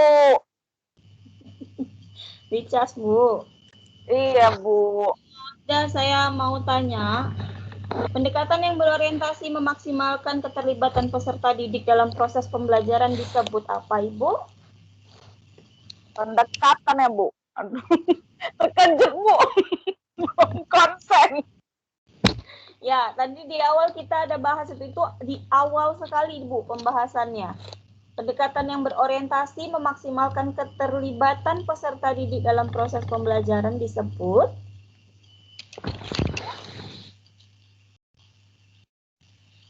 apa itu Bu? Disebut apa? Bisa Bu? Pendekatan pembelajaran yang berorientasi pada apa Bu? Pendekatan yang berorientasi memaksimalkan keterlibatan peserta didik dalam proses pembelajaran disebut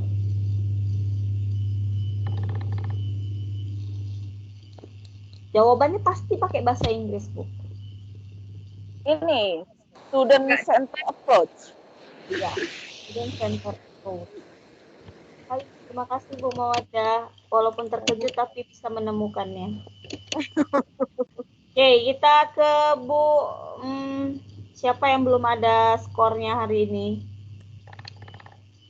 Ibu Ibu Roy Hatul Jannah ada? Ibu Roy Hatul Jannah? Iya Bu. Oke, Bu Roy, saya mau tanya. Kalau menentukan bagaimana pemilihan materi pelajaran, cara menyajikan materi, itu termasuk dalam kategori apa, Bu?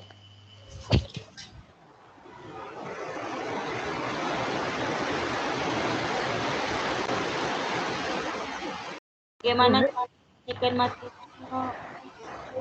Enggak kedengaran lah Bu, bisa diulang Bu. Oke, saya ulang ya. Jadi, itu harus menentukan bagaimana dia memilih materi pelajaran, bagaimana cara guru menyajikan materi itu termasuk dalam kategori apa, Bu? Kategori berkonsep ya Bu. Masih belum tepat Ibu, mohon maaf. Saya Bu. Saya Bu, Ibu Royani. Yang saya dengar tadi yang suaranya besar saya Bu, siapa? Ibu Royani Bu. Saya Bu, Royani. Iya Bu, saya Ibu Royani. Saya Bu. Dia termasuk ke dalam strategi pembelajaran Bu. Strategi pembelajaran ya, benar sekali Ibu Royani. Bu, Makasih, jangan pakai kata saya Bu, karena semua orang bakalan pakai saya nggak kedengeran siapa yang saya, langsung nama aja nanti. Jadi saya langsung sebut ulang, Ibu Royani ya, terima kasih Bu Royani. Oke, pertanyaan berikutnya. Pendekatan pembelajaran IPS yang berpotensi dapat mengembangkan kecerdasan rasional peserta didik disebut. Siapa yang bisa?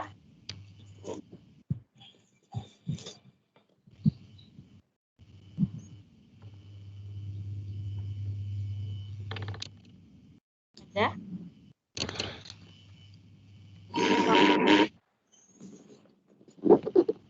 Oke, saya ganti soalnya. Kayaknya lebih bagus ditunjuk nih. Ibu Pak Samuel, ada Pak Samuel? Ya, Bu. Oke, Pak Samuel, coba didengarkan ya, Pak. Menurut Bapak, Pak, berdasarkan dalam buku ini, mengapa dalam memperkenalkan IPS pada anak di usia 8-12 tahun, pendekatan penelitian sosial belum sampai pada tahap teori pengetahuan sosial, tapi hanya pada pengetahuan sosial dalam kerangka keilmuan yang sederhana saja. Kenapa?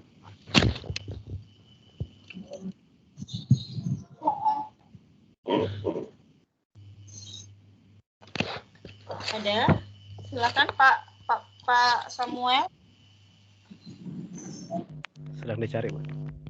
Sedang dicari. Menurut Ibu Bapak yang lain yang bisa, silakan disebut namanya. Kenapa pada anak usia 8-12 tahun kalau ngajarkan IPS ceritanya kita tentang teori, anak pasti nggak ngerti. Maka harus diajarkan hal yang sederhana dalam memahami tentang IPS. Kenapa sih bisa begitu? Secara teoritisnya kenapa? Bu, saya Bu Nurainia Hasibuan, Bu. Oke, Ibu Nasution tadi ya? Nurainia Hasibuan, Ibu. Oh ya, Ibu Nurainia Hasibuan. Silakan Bu Nuraini. Oke, Bu. Menurut saya kan Bu, pendekatan penelitian sosial yang sesuai dengan usia anak yang 18 tahun itu haruslah pendekatan perkembangan kognitifnya itu haruslah sesuai seperti menurut Piaget itu kira-kira usia 8-12 tahun itu berada dalam tahap operasi konkret dan operasi formal. Oleh karena itu tujuan penelitian pendekatan penelitian sosial itu harus memperkenalkan dan melatih anak pikir ilmu yang dapat dibangun tentu saja belum sampai pada teori pengetahuan sosial, tetapi berupa pengetahuan sosial dengan kerangka keilmuan yang sederhana. Itu menurut saya.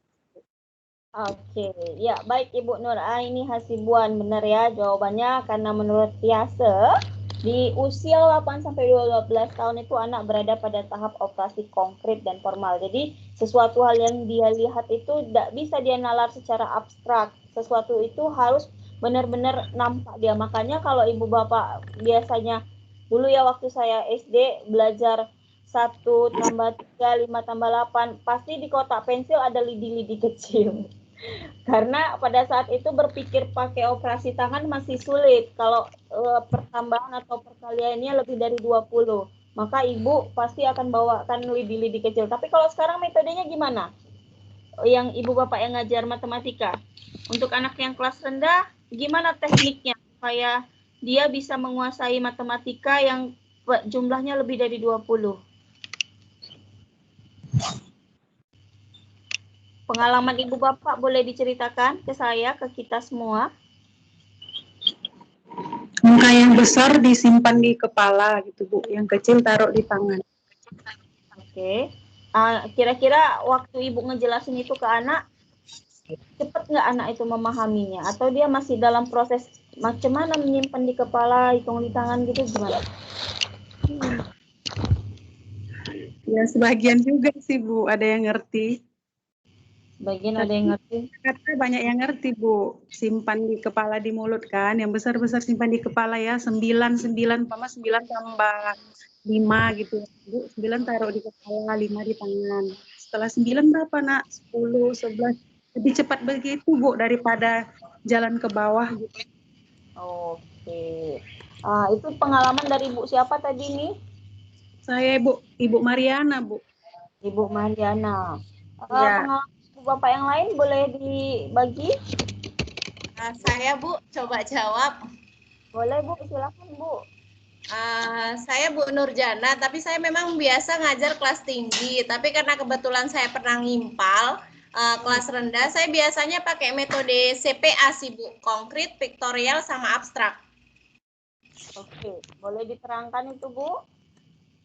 Kalau konkret ini kan anak-anak itu tadi kan kita harus perlihatkan dengan jelas ke anak-anak ini tadi benda yang konkret itu seperti apa. Kemudian kalau yang piktorial ini tadi saya berikan gambar-gambar terlebih dahulu kepada anak-anak. Kemudian, nah selama ini kan kita taunya anak-anak ini 5 ya, kita seperti itu. Nah kita sekarang beralih ke abstraknya. Nah 5 itu seperti apa? Saya tunjukkan. Nah 5 itu seperti ini. Kalau misalnya saya punya satu, teman kamu punya satu, teman sebelah kamu punya satu. Nah, itu nanti jumlahnya ada 5. Jadi saya mengajarkannya seperti itu, Bu. Dari konkret dulu, baru ke saya ke vektorialnya, baru saya beralih ke abstraknya. Seperti itu, Bu. Terima kasih. Tahapan berpikir anak zaman sekarang memang berbeda ya dari zaman dulu. Karena zaman sekarang ini kelas 1 sudah harus dituntut bisa baca, benar? Iya, Bu. Iya, kalau dulu zaman dulu masih terbayang saya, ibu guru saya, ibu Sitanggang masih sampai 1 minggu itu di buku tuh semua, besok semua sampai 1 semester. Tapi kalau sekarang nggak bisa baca, nggak bisa masuk. Nah, artinya apa? Tuntutannya jauh lebih tinggi dan anak pun ya perubahan pola berpikir dan cara belajarnya pun juga ada dengan adanya model-model yang dikembangkan oleh guru tadi ya. Mudah-mudahan jauh lebih inovatif lagi dari yang sudah ada, semakin baik dan semakin baik. Oke, Ibu, terima kasih Bu Nurjana. Ibu Novi, apakah sudah bisa ditemukan jawabannya? Bu, sudah Bu. Oke, silakan Ibu Novi. Jawab soal pertanyaan pertama itu dari Ibu Marini. Apakah perbedaan antara pikiran emosional dan rasional dan bagaimana cara kita mengontrol pikiran tersebut? Pertanyaan ini akan dijawab oleh Ibu Nur Asima. Ibu Ya, Asima. terima kasih Bu Nur. Ya Bu.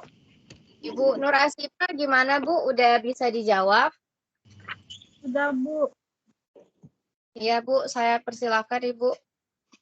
Ya, terima kasih Bu Novi.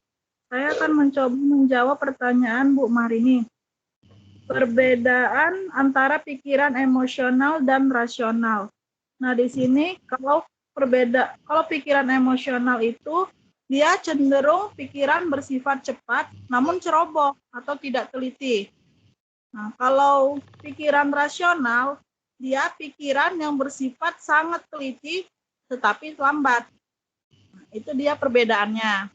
Nah, untuk cara kita mengontrol pikiran emosional dan rasional, itu dengan cara kita melakukan penyelarasan atau penyeimbangan antara pikiran emosional dan rasional. Nah, saya kembalikan lagi ke moderator. Bu Marini, bisa didengar Ibu jawaban dari Bu Asima? Bisa Bu. Ya Bu, gimana pendapatnya Bu? Penyeimbangannya ini bagaimana ya Bu? Penyeimbangannya ya Bu? Bu Asima, Bu Nur bisa didengar Bu Nur? Iya Bu. Nah, kalau di sini mungkin dia penyeimbangannya dengan cara kita bisa mengontrol antara antara pikiran, emosi dan pikiran rasional. Mungkin dengan cara mengidentifikasi dan mengidentifikasi atau memberi nama perasaan-perasaan, mengungkapkan perasaan, menilai intensitas perasaan, mengelola perasaan, menunda pemuasan, mengendalikan dorongan hati, mengurangi stres, mengetahui perbedaan antara perasaan dan tindakan. Itu ada menurut W.T. Grand Consortiums. Oke Bu, sudah. Terima kasih banyak ya Bu atas jawabannya. Ya. Memang kadang-kadang kalau cerita teori ini agak sulit kita ya. Gimana kita bisa mengidentifikasi dan memberi nama perasaan-perasaan. Tapi ya begitu, artinya kalau sedih bagaimana luapannya, kalau marah bagaimana luapannya. Nah, biasa nih guru bahasa Indonesia kan mengajarkan itu kepada si anak-anak didiknya ya, sehingga dia tahu kapan nih posisinya kamu harus marah, lalu kalau kamu marah apa yang kamu harus lakukan. Nah, apabila guru menerapkan model yang sifatnya tadi analitik keteladanan atau sikap atau berorientasi pada nilai dan sikap, konsep dan nilai, ada yang 4 tadi. Nah, ini bisa menjadi penyeimbang juga Ibu Bapak bagaimana menerapkan antara yang rasional dan emosional supaya di antara keduanya itu tidak bersaling tubrukan gitu. Kadang-kadang pemikiran rasionalnya nggak kayak gini, yang emosionalnya udahlah kayak gini aja. Ada yang gegabah yang pada akhirnya yang diambil atau ditarik kesimpulannya adalah sebuah kekeliruan gitu. Jadi perlu pedoman atau arahan dari guru juga sehingga emosional siswa itu bisa terkontrol. Makanya saya minta Ibu Bapak kemarin waktu TP1 mengerjakan berbagai bagian nomor 4, ada keterampilan yang harus dikuasai peserta didik, yang harus Ibu Bapak tentukan dan si peserta didiknya harus bisa capai, itu sebagai cara menyeimbangkan antara yang rasional, yang afektif, dan yang psikomotorik, antara yang rasional, antara yang emosional dan spiritual, itu bisa saling berkolaborasi satu sama lain, tidak kekurangan satu apapun gitu. Jadi bisa saling berkolaborasi keseluruhannya sehingga siswa tidak hanya cerdas tetapi dia juga memiliki afektif yang baik. Walaupun kalau kita lihat ya di bagian awal di halaman 5.3, silakan Ibu Bapak buka. Kata Goldman di tahun 1996, dua kecerdasan sama-sama memiliki kontribusi terhadap keberhasilan seseorang dalam masyarakat. Tapi untuk kontribusi 20% itu kecerdasan rasional. Dan yang hampir mendominasi keberhasilan seseorang adalah 80% kecerdasan emosionalnya. Artinya apa? Ketika dia bisa memiliki soft skill yang baik, attitude yang baik, maka orang-orang yang ada di sekelilingnya pasti akan memberikan simpatik dan respon yang positif juga kepada dia, sehingga ketika dia masih kurang atau tidak memahami sesuatu, orang bisa mudah memberikan informasi itu ke dia karena dia open minded, kemudian dia memiliki sikap yang mau belajar. Nah, kalau orang yang sudah punya kecerdasan ini, otomatis akan mudah bagi dia meningkatkan kecerdasan yang rasionalnya. Tapi kalau sudah yang kecerdasan rasionalnya lebih tinggi, kemudian tidak didukung dengan kecerdasan emosional, nah ini yang buat perusahaan-perusahaan nggak mau menerima. Makanya kalau Ibu Bapak lihat itu rata-rata CV, yang diminta perusahaan apa? Apa saja kontribusi yang sudah kamu lakukan di masyarakat, ya kan? Dari mana lihatnya? Kamu tergabung ke dalam organisasi apa saja? Dan sebagai apa saja, lalu apa yang kamu lakukan gitu. Tidak hanya sekedar IPK kamu berapa, enggak itu lagi orientasi perusahaan-perusahaan. Tapi bagaimana action kita di masyarakat menentukan kita bisa bekerja dalam kelompok, kita bisa bekerja dalam under pressure. Nah, itulah yang membuat bahwa berbagai perusahaan pada saat ini lebih mengorientasikan pegawai-pegawai yang memiliki kecerdasan emosional lebih tinggi ketimbang kecerdasan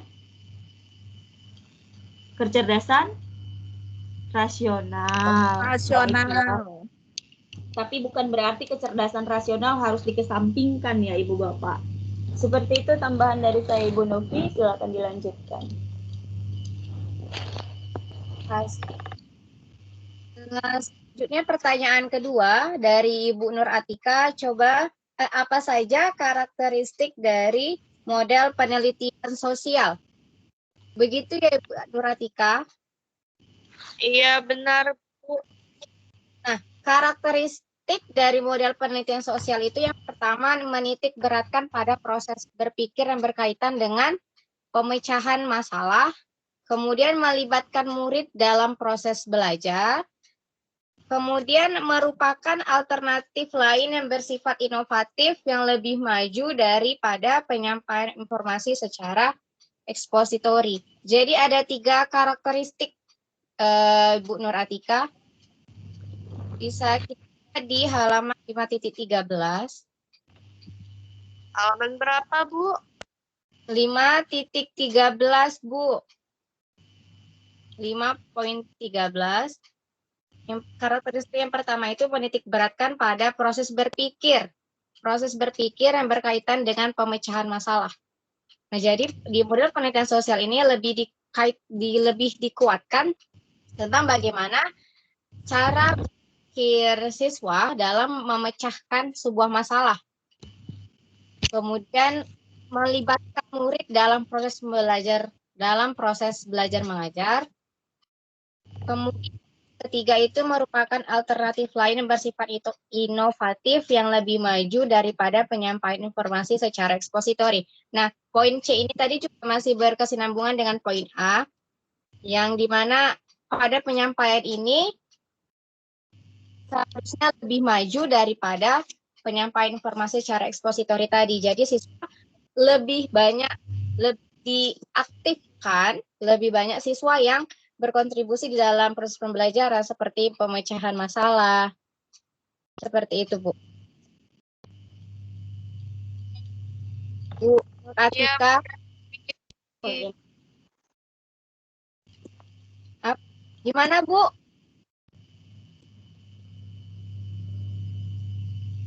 Iya, Bu Novi, terima kasih. Sudah jelas. Ya, sudah jelas ya, Ibu. Terima kasih, Ibu. Iya, sama-sama, Bu. Oke, sudah jelas. Saya pikir dilanjut. Pertanyaan 3 itu dari Ibu Milawati. Bagaimana cara memilih metode sesuai dengan pelajaran IPS di sekolah dasar? Akan dijawab oleh Ibu Nadia Ulfi. Ibu Nadia Ulfi. Iya, terima kasih kepada moderator Bu Novi. Baiklah, saya akan mencoba menjawab pertanyaan dari Bu Mila. Bagaimana cara memilih metode yang sesuai dengan pelajaran IPS? Nah, kalau menurut saya, metodenya itu sebelum kita memilih metode, kita harus melihat materi yang akan kita sampaikan pada pembelajaran. Contohnya, misalnya materi keberagaman budaya. Jadi, setelah kita memilih materi, kita sesuaikan dengan metode kita. Metodenya misalnya, saya memilih metode ekspositori yang berpusat kepada guru. Artinya di mana guru yang menjelaskan lebih awal tentang keberagaman budaya tersebut. Setelah itu baru kita paparkan kepada siswa. Jadi kalau menurut saya cara memilihnya itu harus melihat dari materinya. Materi yang mana yang paling sesuai atau yang paling cocok dengan metode yang akan kita gunakan. Itu saja jawaban dari saya. Saya kembalikan kepada moderator. Mila, bagaimana Ibu Mila? Iya, terima kasih Bu Novi. Paham Bu Novi. Terima kasih. Saya kembalikan ke Bu Ayu. Boleh ditutup, Ibu?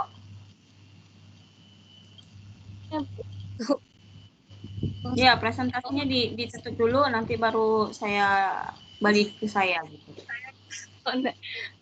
Ya, baiklah Bapak Ibu, terima kasih atas perhatiannya. Saya pikir cukup presentasi kami hari ini. Terima kasih Bu Ayu juga atas masukan dan tambahannya, Bu Ayu. Terima kasih banyak. Assalamualaikum warahmatullahi wabarakatuh dan selamat siang Bapak Ibu. Waalaikumsalam warahmatullahi wabarakatuh. Selamat sore. Aplaus untuk kelompok 4, Ibu Bapak. Walaupun terkendala jaringan, cuaca yang tidak mendukung ya, tapi tidak melunturkan semangat Ibu Bapak yang lainnya untuk bisa memahami pertemuan kita hari ini. Untuk nilai TT1 barangkali Ibu Bapak bisa cek skor-skor yang Ibu Bapak bisa peroleh. Untuk yang belum barangkali karena tidak naik di jaringan, jadi saya masih manual, belum masuk ke atas, tapi nanti saya coba gimana caranya supaya bisa masuk grade-nya. Untuk yang catatan saya remedial, ada yang saya tulis remedial, yang skornya ada 30, ada 40. itu nanti menghubungi saya, minta soal terbaru, soal remetnya, supaya nilainya bisa naik. Harapan saya, Ibu Bapak tidak ada yang tidak lulus di kelas ini. Jadi, sesuai dengan aturan UT juga, saya memberikan kesempatan untuk Ibu Bapak yang masih nilainya belum memenuhi untuk bisa TT 1 ulang sebagai remedialnya. Nah, mudah-mudahan namanya remedial ya, soalnya pasti tidak lebih sulit daripada soal TT1-nya. Jadi harapan saya hasil ujiannya juga nggak jatuh lagi gitu. Dan fokus untuk menyelesaikannya untuk Ibu Bapak yang skornya di bawah 60. Atau yang kalaupun 60 mau upgrade nilainya, silahkan saja dihubungi saya ke WhatsApp, nama, NIM, lalu kelasnya, kemudian mau remedial, Bu. Ya, nanti dikirimkan ke saya sesuai dengan nanti saya informasikan, Bu, nanti dikirim jam segini ya hari ini tuh. Jadi silakan dicek Ibu Bapak yang belum ada, nanti dihubungi saya. Saya tadi sudah coba masuki lagi, saya gini ya, agak sebenarnya pakai e-learningnya gimana ya. Saya udah 3-4 kali masukin nilai Ibu Bapak, itu sistemnya error, terus hilang, catatan komen saya pun nggak muncul lagi, terus saya nggak hafal kan komennya apa-apa aja tadi yang saya kasih. Jadi ada beberapa yang mungkin kosong tidak saya komentari karena itu udah 3-4 kali ngulang, jadi mohon izin kalau misalnya Ibu Ayu kok kasih nilai segini nggak ada komennya, itu pasti udah di komen Ibu, tapi karena jaringan atau saya nggak paham sistemnya membuat tidak muncul lagi komen yang sudah saya sampaikan. Kalau saya save all kayak gini nih, saya lagi save all quick grading change, nggak tahu nih gambarnya gelap gitu aja. Saya mau cek Ibu Lisa, Ibu Margaret, apa sudah muncul nilainya? Kalau belum muncul berarti sistem di sini ngeror lagi nih. Bu, nama saya Lisa. Nilai belum muncul, Bu. Belum muncul ya. Itu dia, Saya padahal saya Bu. udah hampir keempat Ya, kalinya Bu. ini mau masukkan nggak bisa. Ya udah ditunggu Iya, Bu, aja ya dari Bu saya ya. juga belum muncul, Bu. Kena Iya. remedial enggak, Bu, kami? Enggak. Terima kasih, Bu. Oke, sama-sama Ibu. Bu. Oke, Ibu Bapak Ibu, ya, saya. Bu, bagaimana dengan saya yang kemarin nggak dibilang nggak ngumpul, Bu? Ibu siapa namanya, Bu? Bu Sima, Bu. Ibu? Nur Asima, Bu. Bu Nur Asima, soalnya sudah saya kasih ke Ibu kan? Hah? Sudah saya kasih belum ke Ibu? Oh, udah Bu. Belum saya cek Bu. Masih 0 Bu, belum ada komentar di TT1 Bu. Maksud saya udah kasih soalnya ke Ibu. Oh, oke. Udah masuk di sini. Nyusul ya Bu ya, nanti saya naikkan ke jaringan ya Bu ya. Ya Bu, makasih ya Bu. Ya, sama Bu Nur Asima. Oke, Ibu Bapak yang lain ada yang mau bertanya? Kalau tidak ada, saya mau absen pulang dulu. Saya absen pulang Ibu Bapak dulu ya. Ibu Lisa. Ibu Hadir, Bu. Ibu Mardiani. Hadir, Bu. Hadir, Bu. Bu Margaret hadir, Bu. Bu Mariana. Ibu Mariana. Ibu Marini. Hadir, Bu. Marini hadir. Bapak Marion. Bu. Hadir, Bu. Ibu Mawaddah. Hadir, Bu. Ibu Melda. Ibu Melda. Hadir, Bu. Melawati. Hadir, Bu. Bapak Morgan. Hadir, Bu. Tadi saya Ibu Melda, Bu. Hadir, Bu. Ibu Muslena. Ibu Nadia, Hadir, Bu. Ibu Novi, Ibu Nur Asima, Hadir, Bu. ya, Hadir, Bu. Ibu Hadir, Bu. Novi Maria hadir. Ibu Nur Aini, Ibu Nur Kana, Ibu Nur Ferdi,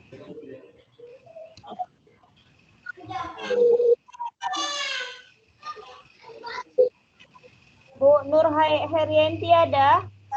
Udah nggak lanjut, Bu. Iya. Hadir. Ibu Nur Sailan ada? Ibu Nur Sailan. Popi. Ada, Bu. Ada, Bu, Ibu Popi. Ada nih. Hadir, Bu. Rahmai. Rahmaini. Ibu Hadir, Bu. Hadir. Hadir, Bu. Jana. Hadir, Bu. Ibu Royani. Hadir, Bu. Bapak Samuel. Hadir, Bu. Ibu Nur Sailan. Bu Melda tadi hadir ya, Bu. Ibu Nur Herianti hadir. Bu Herian sudah nggak lanjut, Bu Ayu. Oh ya, oke. Ibu Muslena, Bu. Ya, Bu, nggak lanjut juga. Bu Muslena, Bu Rosika, Ibu Liza, Ibu Muslena, Ibu Nur Herianti, Bu Seperti, Bu Rani, Bu Rosika, Bu Nur Sailan. Nur Sailan tadi ada, Bu. Bu Nur Sailan kayaknya keluar tiba-tiba, Bu, katanya, Bu. Jaringannya kurang bagus, Bu. Ya, tadi Ibu itu masuk. Ya. Baik, terima kasih Ibu Bapak. Kita sampai pada akhir pertemuan 4 ini mengenai pendekatan pembelajaran. Ibu Bapak sudah memahami. Mudah-mudahan ya Ibu Bapak bisa memahami kelima jenis pendekatan ini yang Ibu Bapak bisa praktekkan di sekolah, tidak hanya untuk kelas tinggi saja, tapi bisa dipraktekkan di kelas rendah. Silakan baca lagi langkah-langkah bagaimana melakukan model pendekatan ini di sekolah, supaya apa yang Ibu Bapak pelajari hari ini tidak hanya menjadi ilmu saja, tetapi bisa menjadi bahan praktek implementasi di sekolah. Ada Ibu Bapak yang mau bertanya? Bu, tadi Mariana termute Bu speakernya. Hadir ya, Bu. Oh Maria. Ya, Bu. Baik, Bu. Terima kasih banyak untuk pertemuan hari juga ya, Bu. Tadi termute ya, Bu. Maaf apabila ada saya yang salah. Kita mudah-mudahan ketemu lagi minggu depan dalam keadaan yang sehat semuanya pada pembelajaran modul ke-6. Demikian Ibu Bapak, terima kasih banyak. Selamat sore. Assalamualaikum warahmatullahi wabarakatuh. Waalaikumsalam Waalaikumsalam warahmatullahi wabarakatuh. Selamat sore, Bu. Terima kasih. Selamat sore, Bu. Terima kasih. Terima kasih, Bu. Mau lanjut lagi. Selamat sore, Bu. Terima kasih.